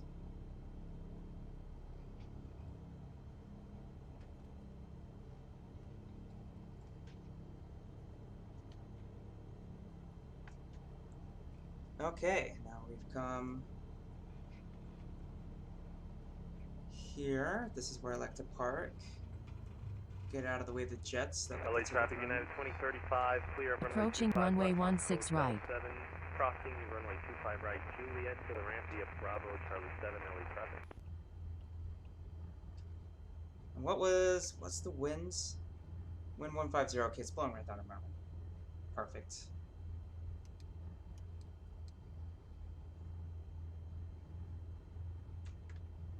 Check the radio really quick. Okay.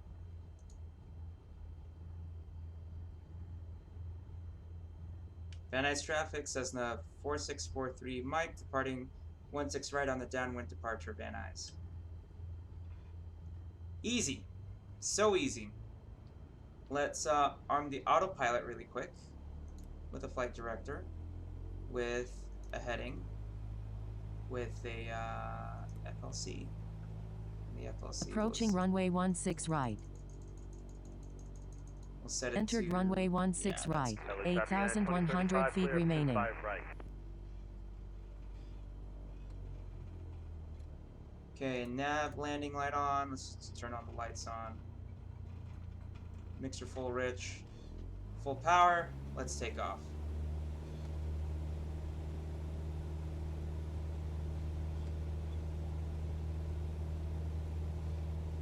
Airspeed's alive. Rotation speed of like 55 knots.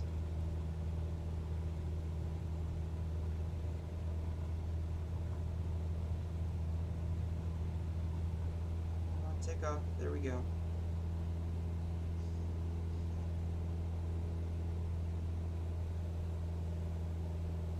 There we go. There's a wind gust. There we go. Wind from 150. That's basically what it looks like.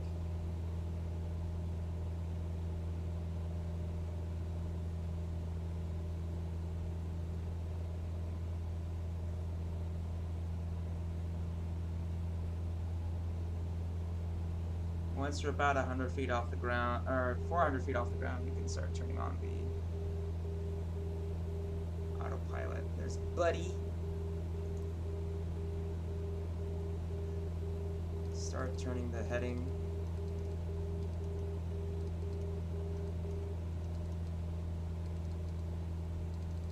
To the right.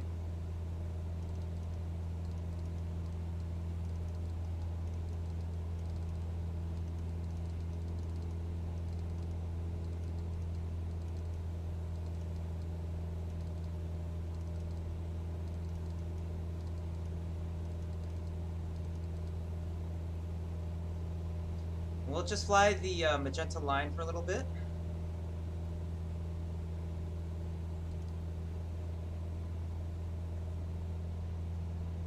Ah, 343. Heh. Video game reference.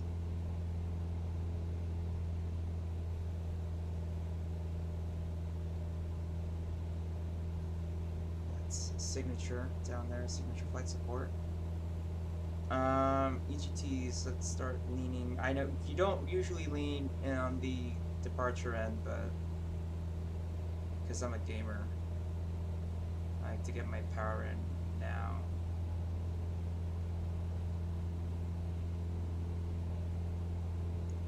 The EGTs are going up.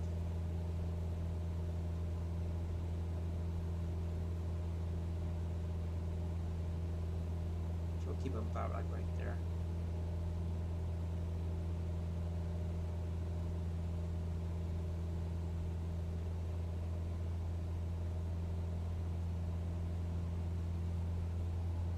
Near like 1,000-foot climb rate. So let's switch over to nav mode. Hook the GPS up and be on our merry way.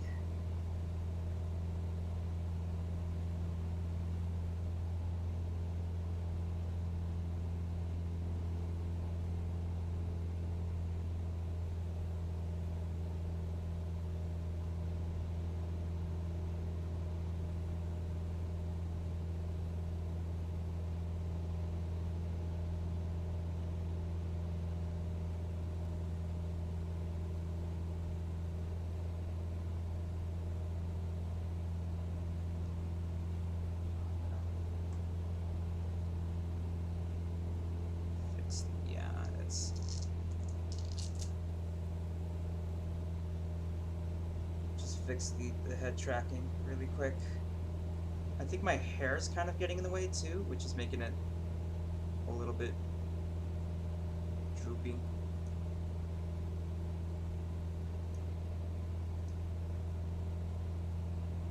There we go. Yeah, that's what I wanted.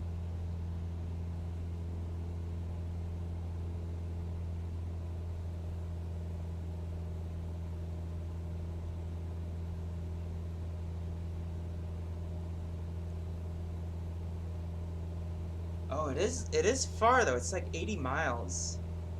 So it's a bit of a flight, that's for sure. It's another hour flight to our destination, but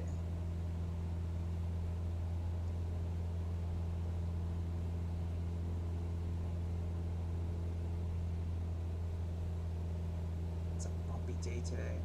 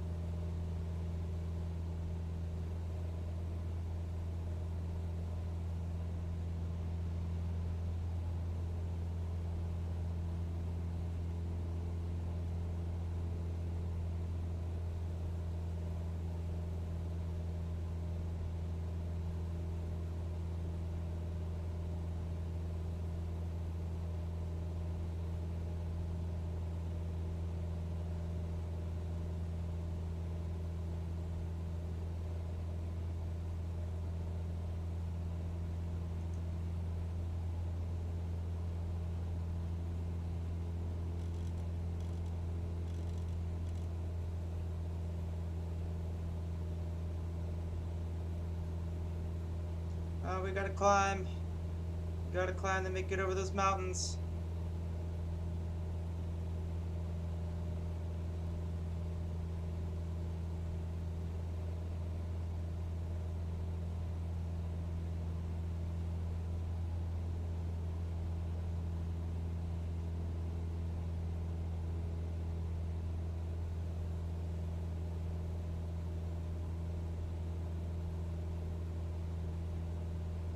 Let's put our speed just a little bit up.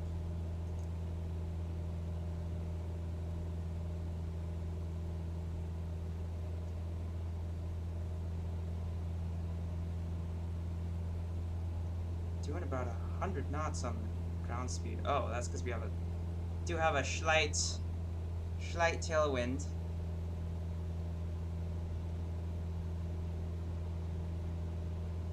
Leaving this world behind, as is usual.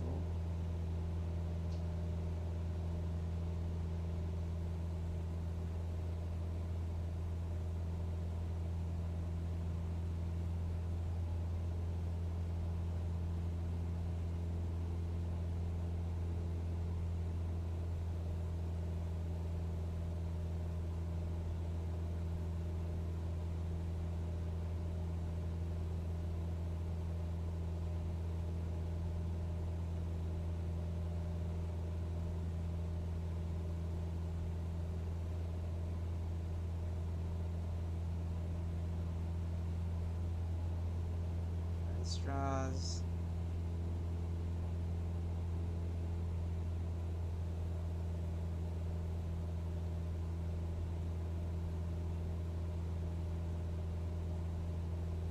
Yeah, it takes a lot more effort, especially on a hot day like this where the outside air temperature is, what is it? If it doesn't say here, we'll be able to find it, I think, somewhere. Oh, here we go. So at 6,000 feet, the outside air temperature is still like 21 degrees. So it's a very warm day. It's supposed to cool off by the weekend, but like it's still very yucky. Still a very yucky day to go flying.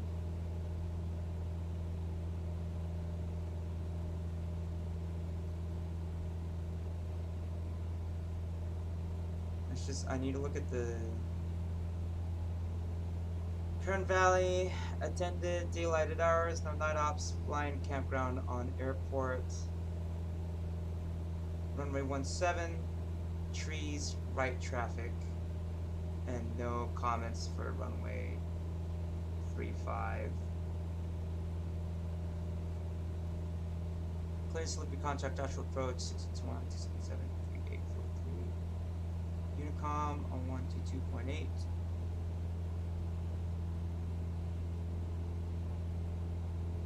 Notum file before. Shafter is the nearest VOR. Let's look up I'm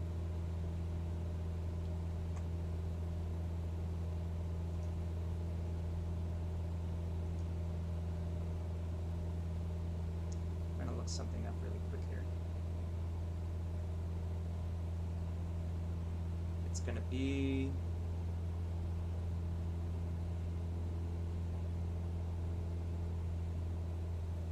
Kern Valley Airport home. 500 feet from our altitude. They now have 100 Lola, and it's cheap. Oh my goodness. KVA camping fee per night per vehicle. They have parking fees.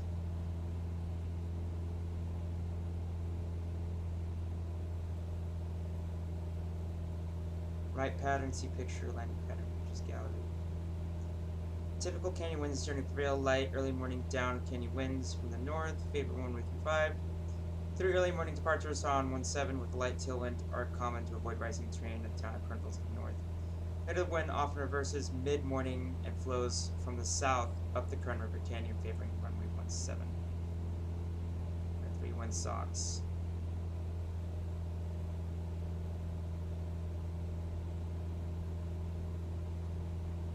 Okay. Just tells you the typical winds. And it doesn't have any... So there's no weather. You literally just have to look at the windsock to tell you what you're doing. And we've leveled off. Look at that. So basically, we're just gonna follow this. We're gonna follow this until basically once we're over to Tehachapi, we're gonna move to the left. The center of the heading bug.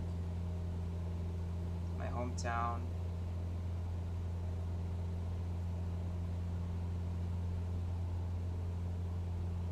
Where is this? Where is that? I actually don't know which part of town that is. Oh wait, I do know. I do know which part of town this is, okay. Oh, that's Copper Hill. So I've ridden my bike like over here before. Okay. Oh, Jesus.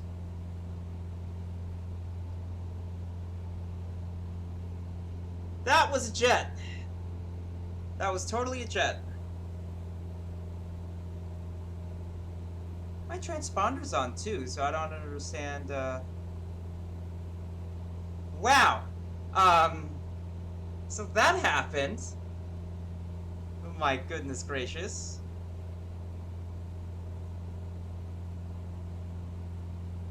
Oh yeah, now you show up, Southwest. Mr. Southwest.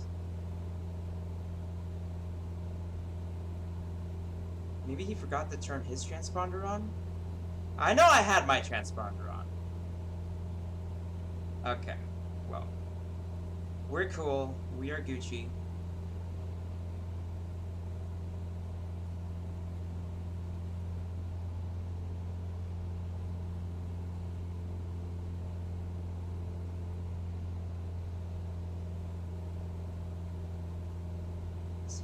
Any performance out of this thing? No, that's right about the limit right there. So we're doing like whatever that airspeed is, and our ground speed is actually like 130 knots. And it's about 30 minutes to our destination, so that's pretty good. Pretty good.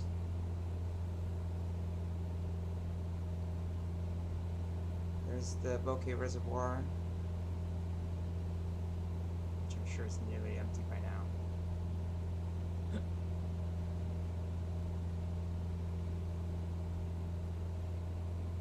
was what, 80 miles when we took off from here? Passaic Lake.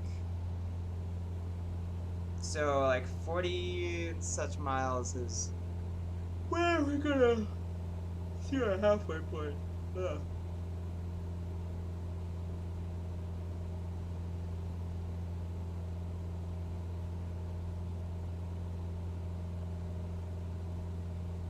$136 ground speed. Ooh.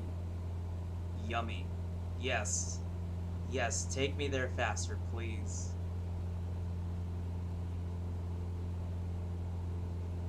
Oh, we got some mountain lift we're going over right now. See how bumpy it is? Air gets pushed over mountains and becomes turbulent when it comes across.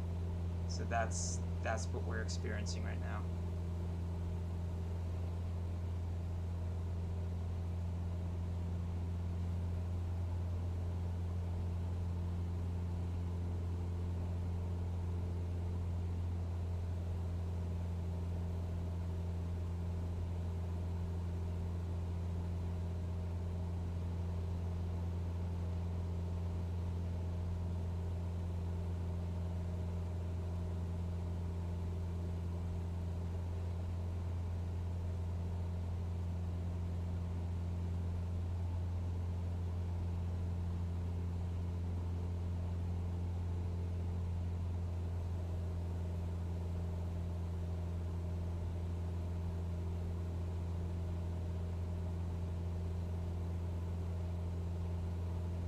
How high are these peaks in front of us?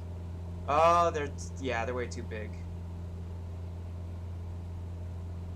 It's gonna be bumpy too.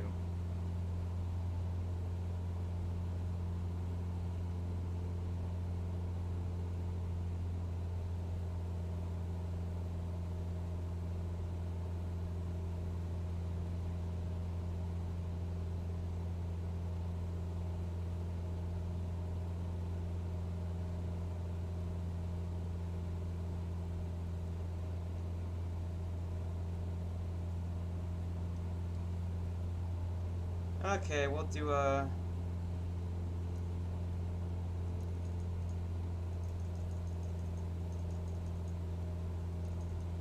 Not that steep. Yeah, let's keep it at like 80 knots.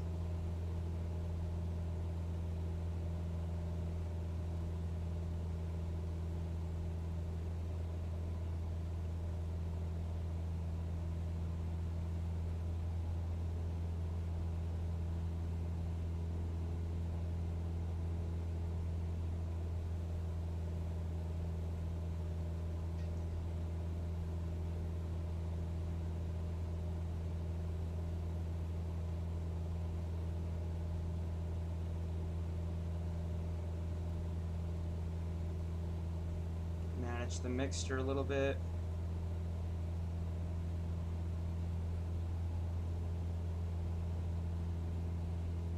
There we go. We're starting to get some climb power.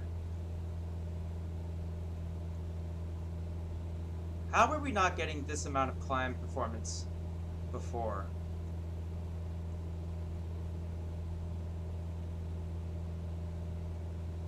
Because this is fine. Like this climb performance is like terrific actually.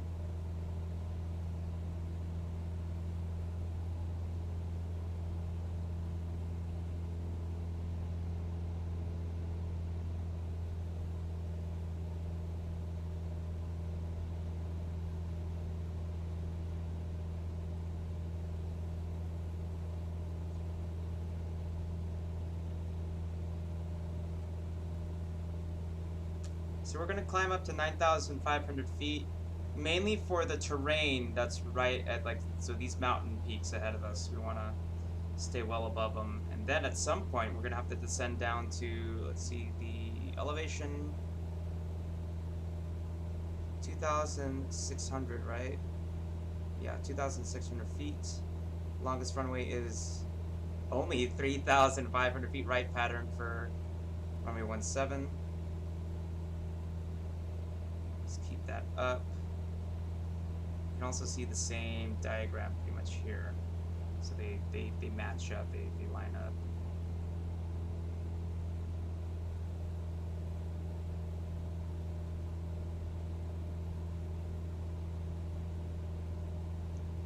But once again, yeah, we're getting good climb performance out of this aeroplane. If I wanted better performance, I could drop it down to VY. Actually, let's try doing that.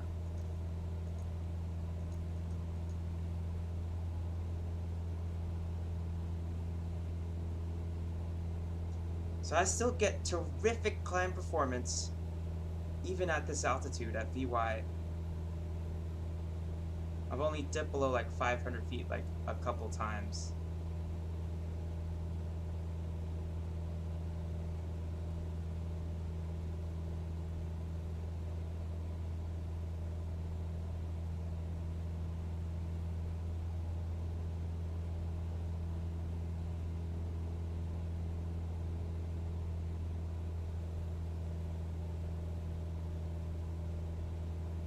A little bit of dust in those valleys, it looks like.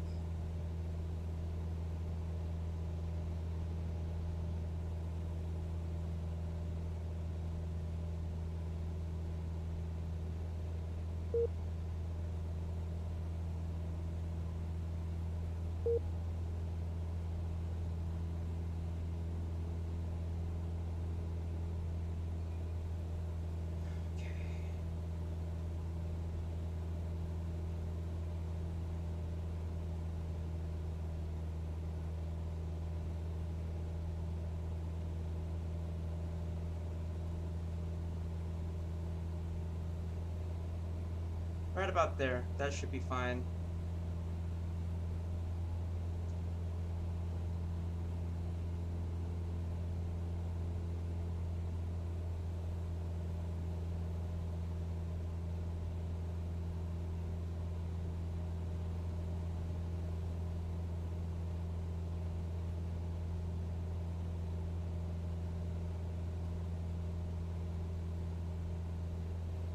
It's just so barren out here. Absolutely barren. That is the high desert for you.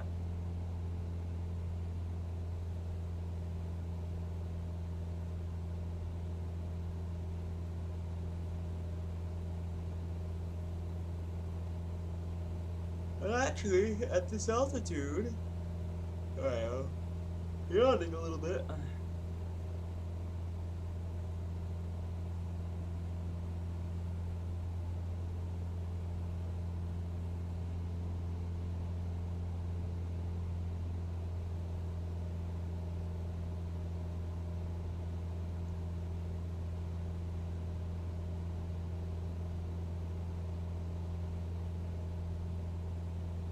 What's the outside air temperature now? Only 11 degrees at this altitude. That is wild. This landscape, though, just gorgeous. Oh, come on, iPad.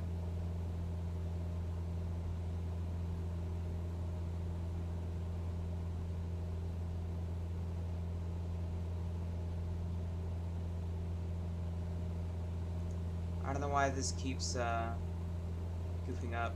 There we go.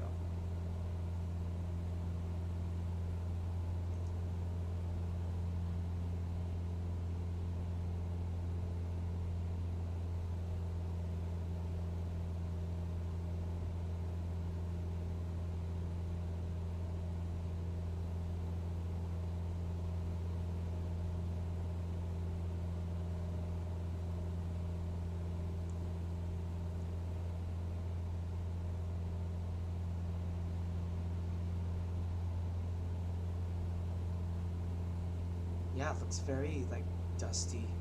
I wonder if it's like supposed to be wind or something like that. What's the Tehachapi doing right now? Wind 310 at 16 knots. 9 miles. Oh, 9 miles visibility. That's what it's picking up, is that there's a little bit of like reduced visibility at the moment for, you know, who knows what reason. Why is there? What is that? What is that supposed to be? It looks like a runway, but like it isn't? What is that? Huh.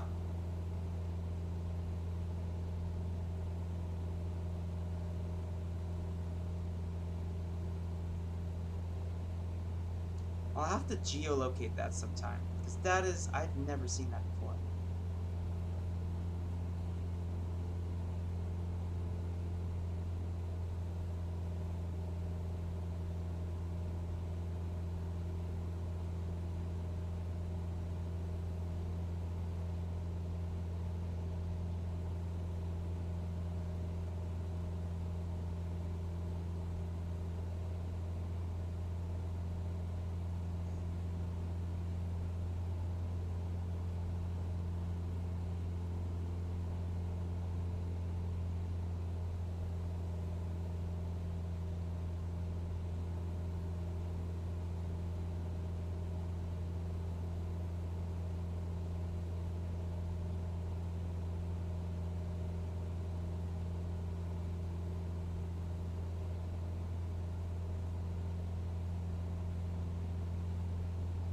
Yeah, what is causing that effect? That is so weird.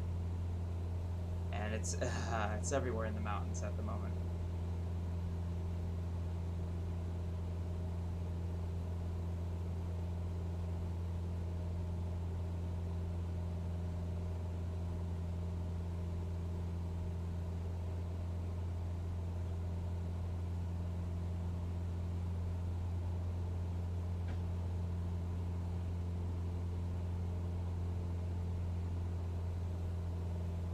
I'll have to look up whatever this effect is supposed to be.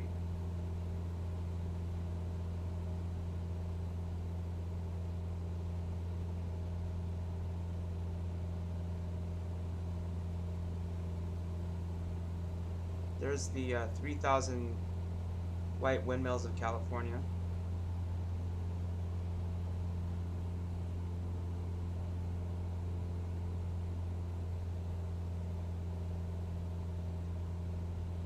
Gosh, it's so pretty up here,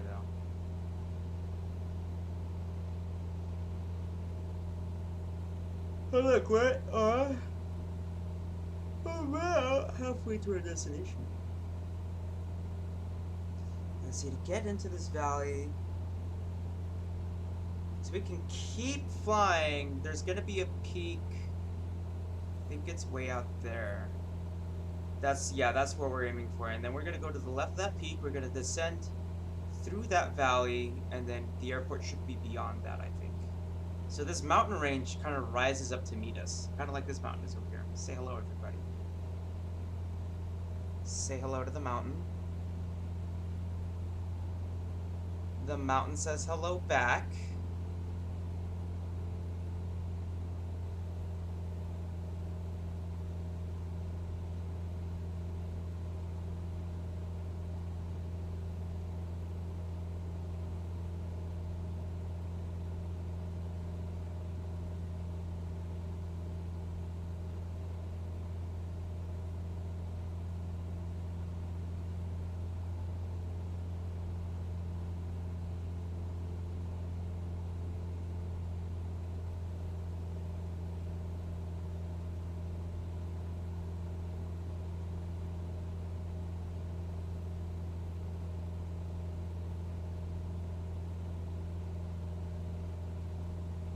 I'll keep this on mine.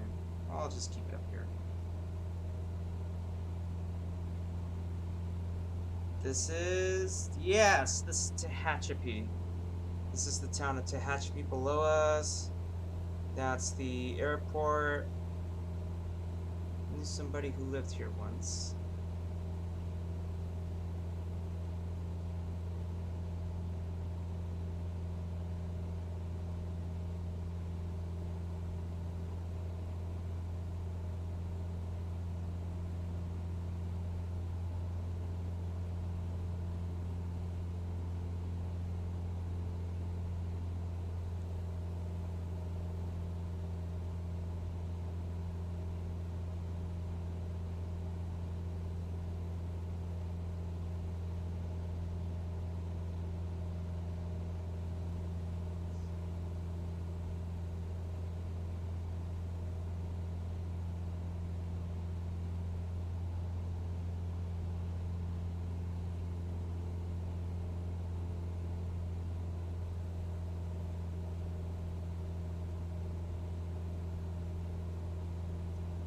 125 ground speed. Where's the ground speed?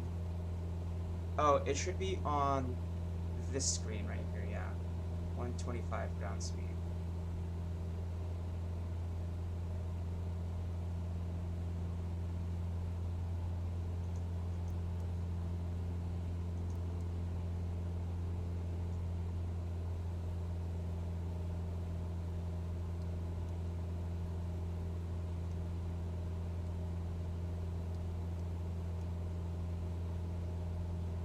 Oh, yeah, no, give me the track vector.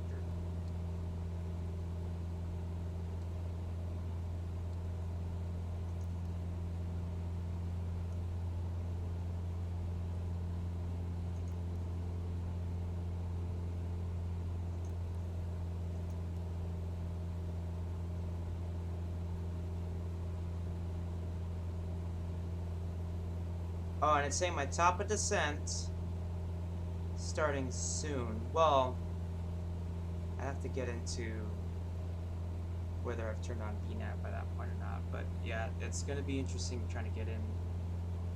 Trying to get into this airport.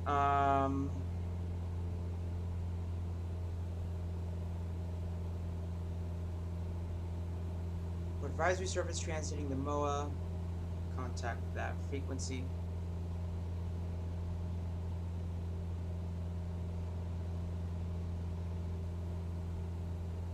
Oh yeah, this is a military operating area.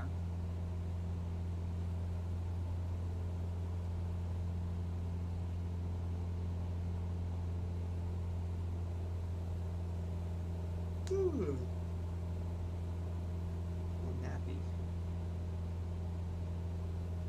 Yeah, this is serene in comparison to just how violent Hurricane Ian is right now.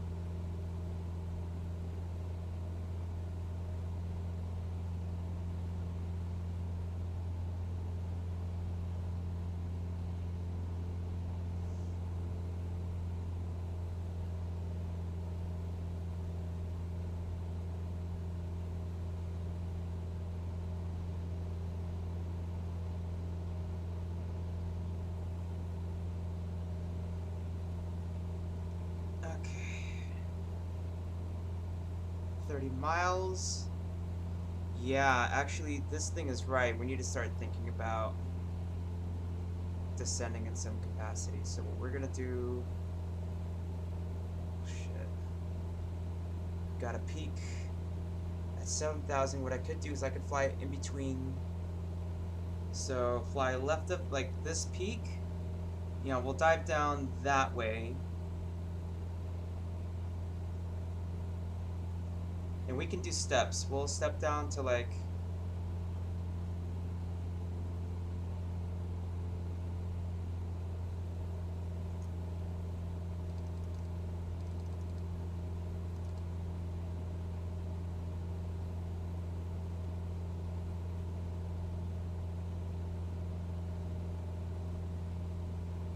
Yeah, and then Kern Valley Airport should be, like, nestled in there somewhere, I think.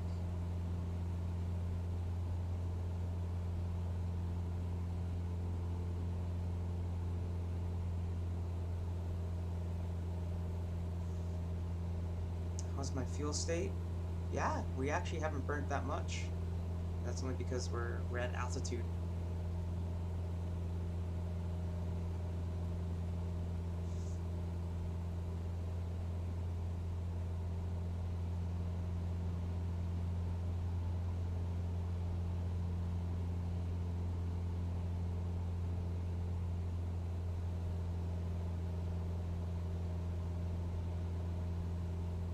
Yeah, interesting. I don't know what effect is causing this to happen, like, in the mountains, but... Bites me.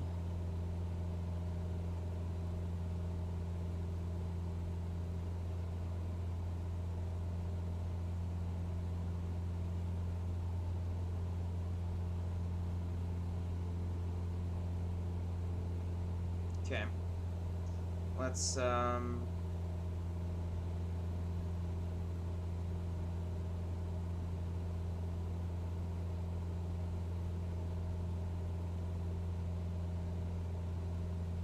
start descending. Okay, so we're gonna plan for 5,000 feet. Do a vertical speed. So 500 feet per minute.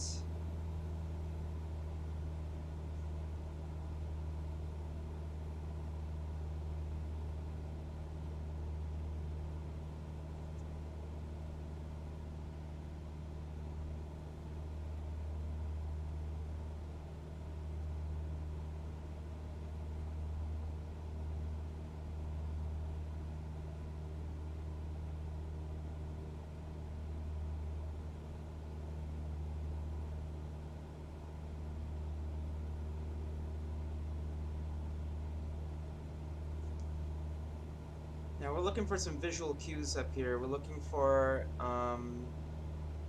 a pair of mountains to tell us when to turn. So there's this peak right here, and then in between these two peaks, we're gonna make our turn into the airport. There's some power lines that we have to be aware of.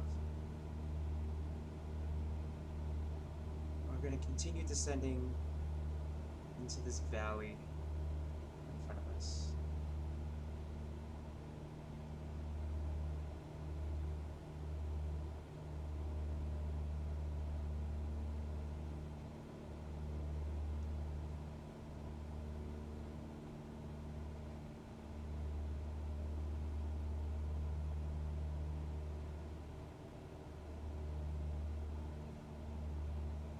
Wind is blowing into the mountains. Apparently there's an airport down there somewhere.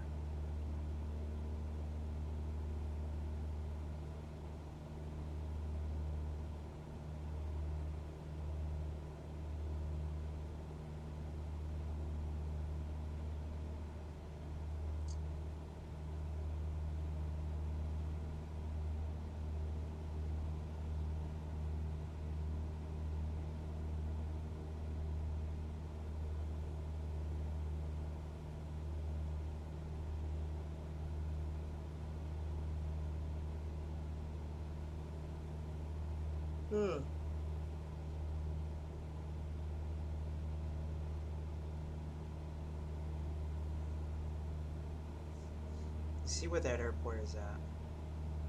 Flying Ranch. It's like right off my nose apparently. That might be it. I see a strip of land. Looks like it's privately owned. That might be it, I don't know.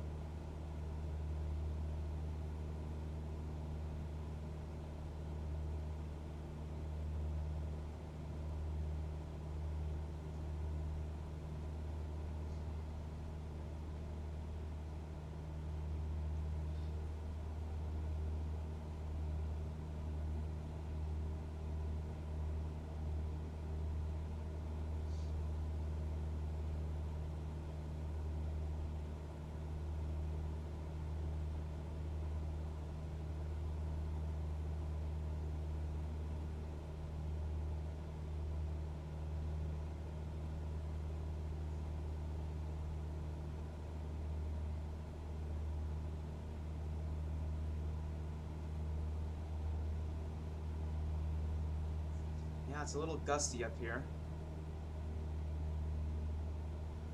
And it's really fogged in the Central Valley. It must be like an inversion layer or something like that. That's what I bet.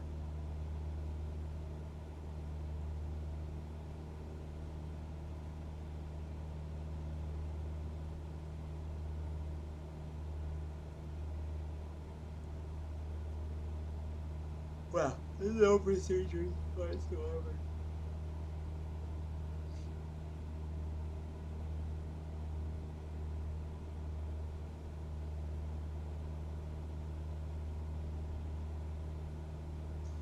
We are still at 7,000 feet and still descending. This peak is now at my level.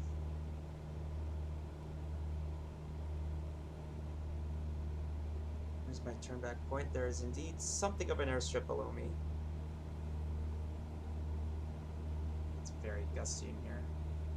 So the wind is blowing over this mountain towards me. So if I wanted to climb, I'd want to climb up this mountain. Because it's gonna give me, well, yeah, it's gonna give me a bunch of lift in this direction, as opposed to pushing me into the, you know, the sidewall or something like that, right?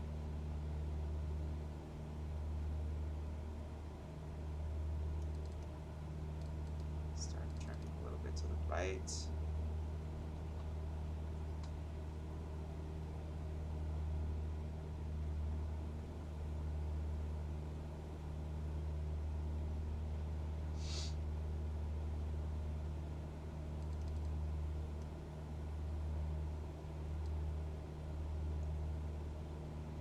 There it is, there's Lake Isabella, and I think our airport is over there. So we can actually continue flying down this valley.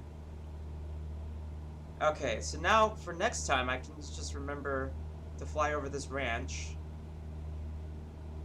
Ram Ranch. And to continue down this valley. That should be good. The tough bit will be finding a way to get out of here. Because this is definitely like mountain flying central for sure. It's kind of a little bit unnerving, actually. Because you're beholden to how the winds are traveling over the mountaintops, basically.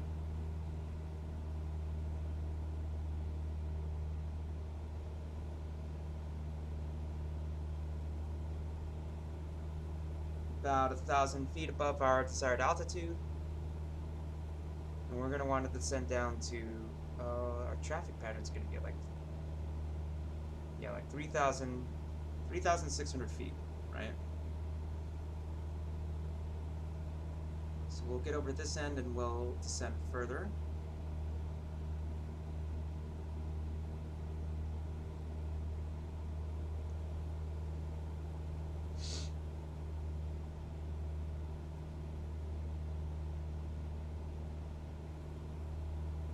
Not a lot of good places to go if we wind up in trouble up here.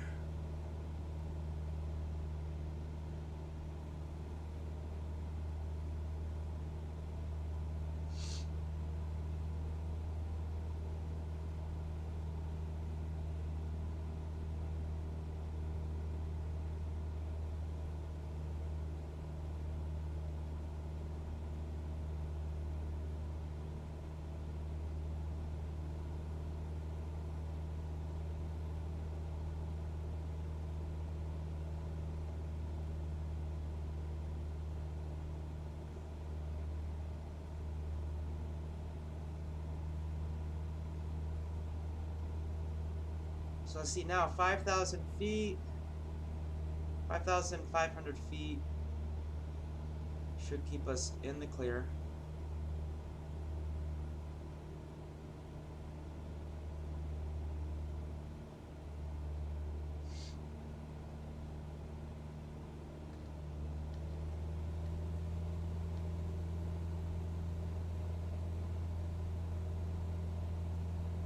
Now we can say full power.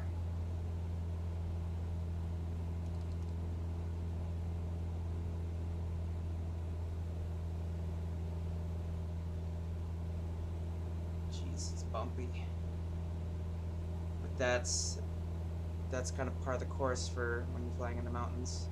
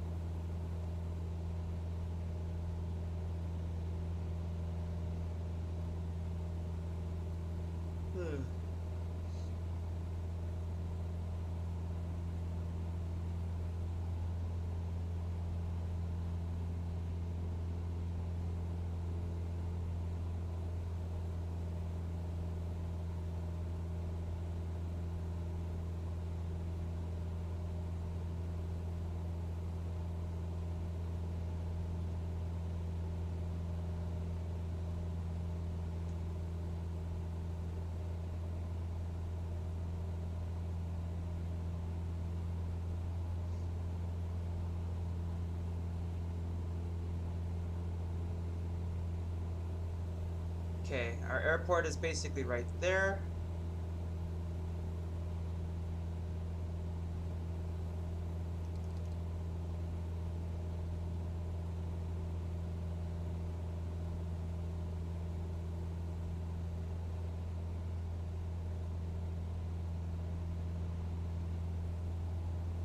Wait a second, I've done a little bit of mountain flying before.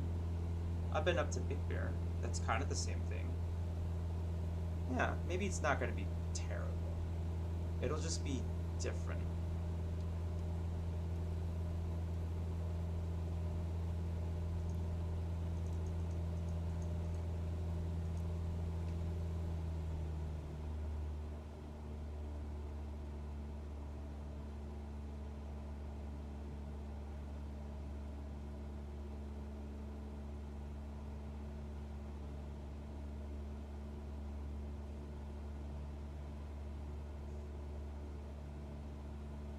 Okay, coming in for a landing. I can't tell if the terrain is actually improved or not.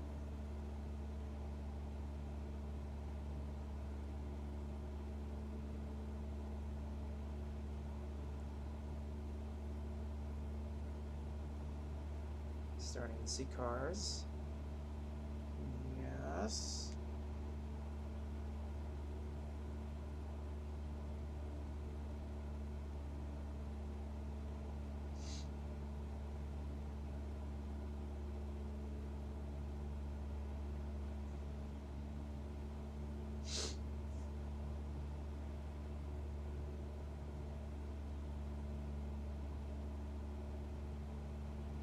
Okay, so I was told to stay to the ridge line to the left of the airport. There's the airport right there. I can see it. So yeah, basically I want to stay to the coast to the left.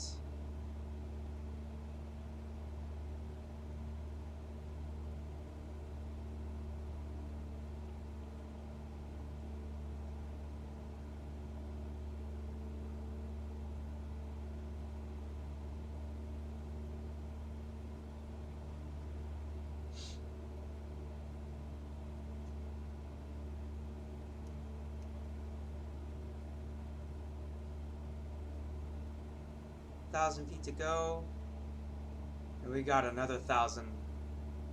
On top of that. We are over the lake. That's a very... lots of rough land out here. Which means there's not a lot of flat places to go. If, you know, if my engine quit like right now. Where I could go and have a safe landing. And then eventually you want to get to a point where there's the airport.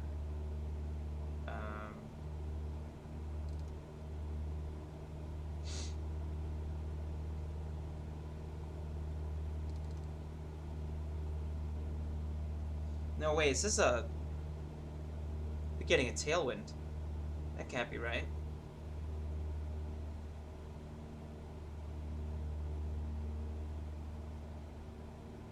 So we said there's one peak like over here. So we're gonna hold.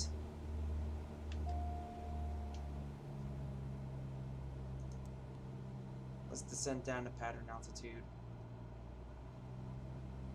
Ooh, that puts us like right in between those peaks.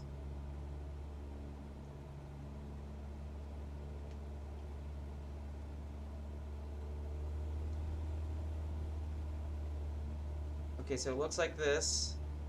There's my airport. It's not descend. 500.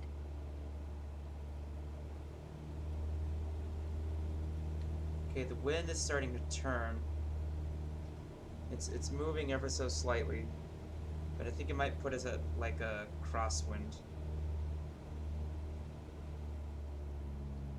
Okay, below 110, flaps 1.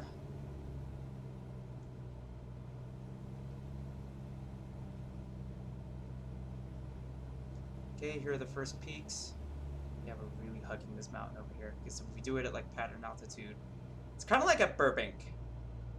And then we want to turn before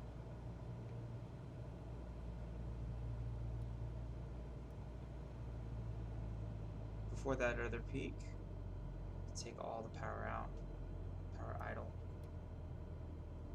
Yeah, it's kind of like an idle approach into the airport. Ugh. Oh, these gusts. Below 85, flaps 2. Stay ahead of the airplane.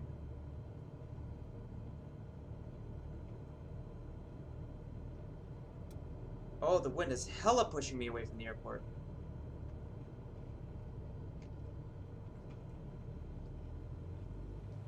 Watch that airspeed.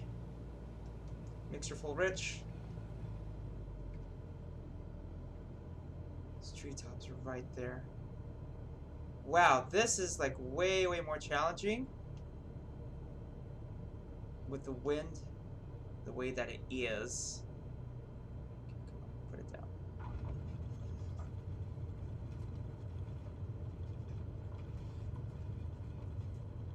Brakes, brakes, brakes. Brakes, brakes. Brakes, brakes, brakes. Okay, let's roll it down to the end of the runway. Wow! It's a very, very windy approach.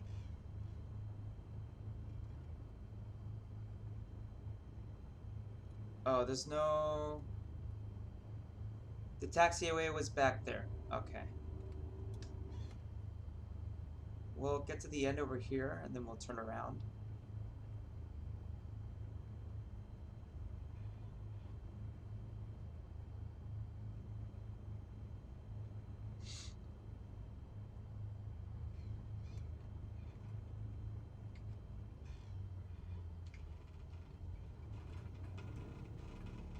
There we go.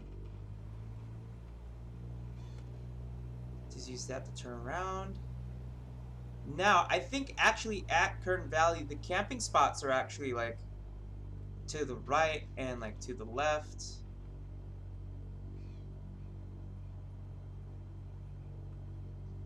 So they're actually like right off the runway, and then you use taxi on and then head out, right?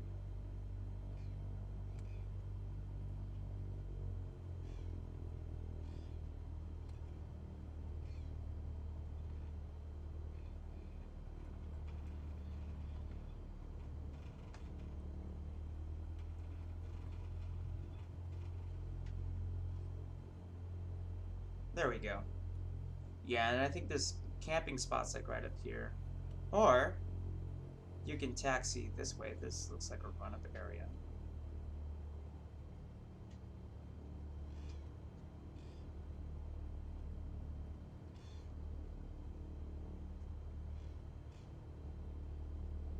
So many crosswind landings today. I'm like, Microsoft Flight Sim is really challenging me in ways I never thought possible. So, you know, kudos to the sim.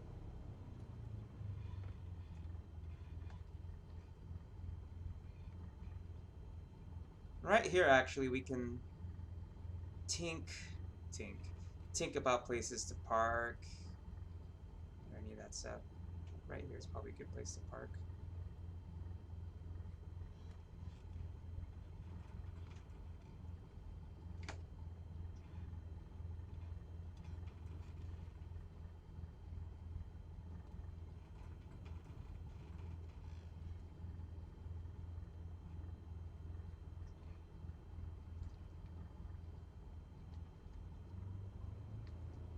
Okie dokes.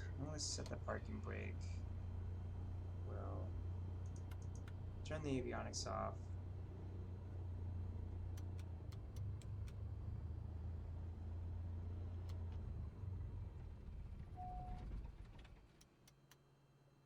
Mags off. Lights off, left and right. And yeah, there we go. There's another flight in the books. So there is one more thing I want to do. But we're gonna What I gotta do is I gotta do an update really quick first before I can, or I can just find out on my own. I wanted to test out the DLSS for the NVIDIA graphics card, but I think if I have to update it, I don't think I can do it. I don't think I can do it with what's it called?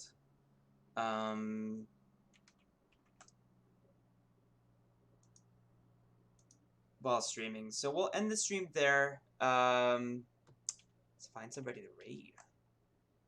Let's find some raiders. Let's find some other flight simmers. Let's see who else is flight simming on.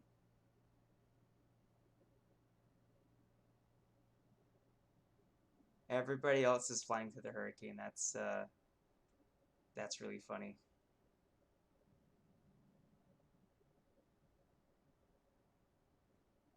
Who do we want to raid? Who do we want to raid?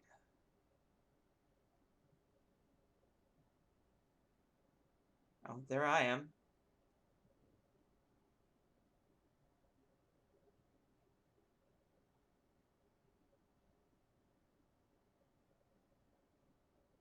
He's flying left seat?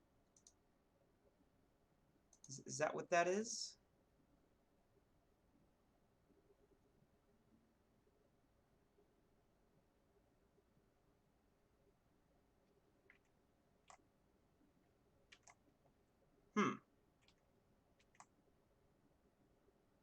These ads are always huge. I mean, long. How'd I get those two mixed up? This is like a 30-second ad, oh my gosh.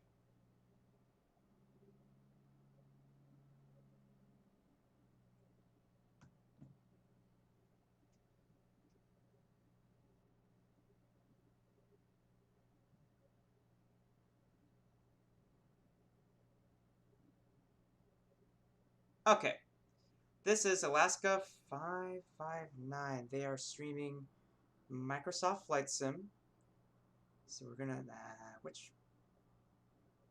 see if I get this right.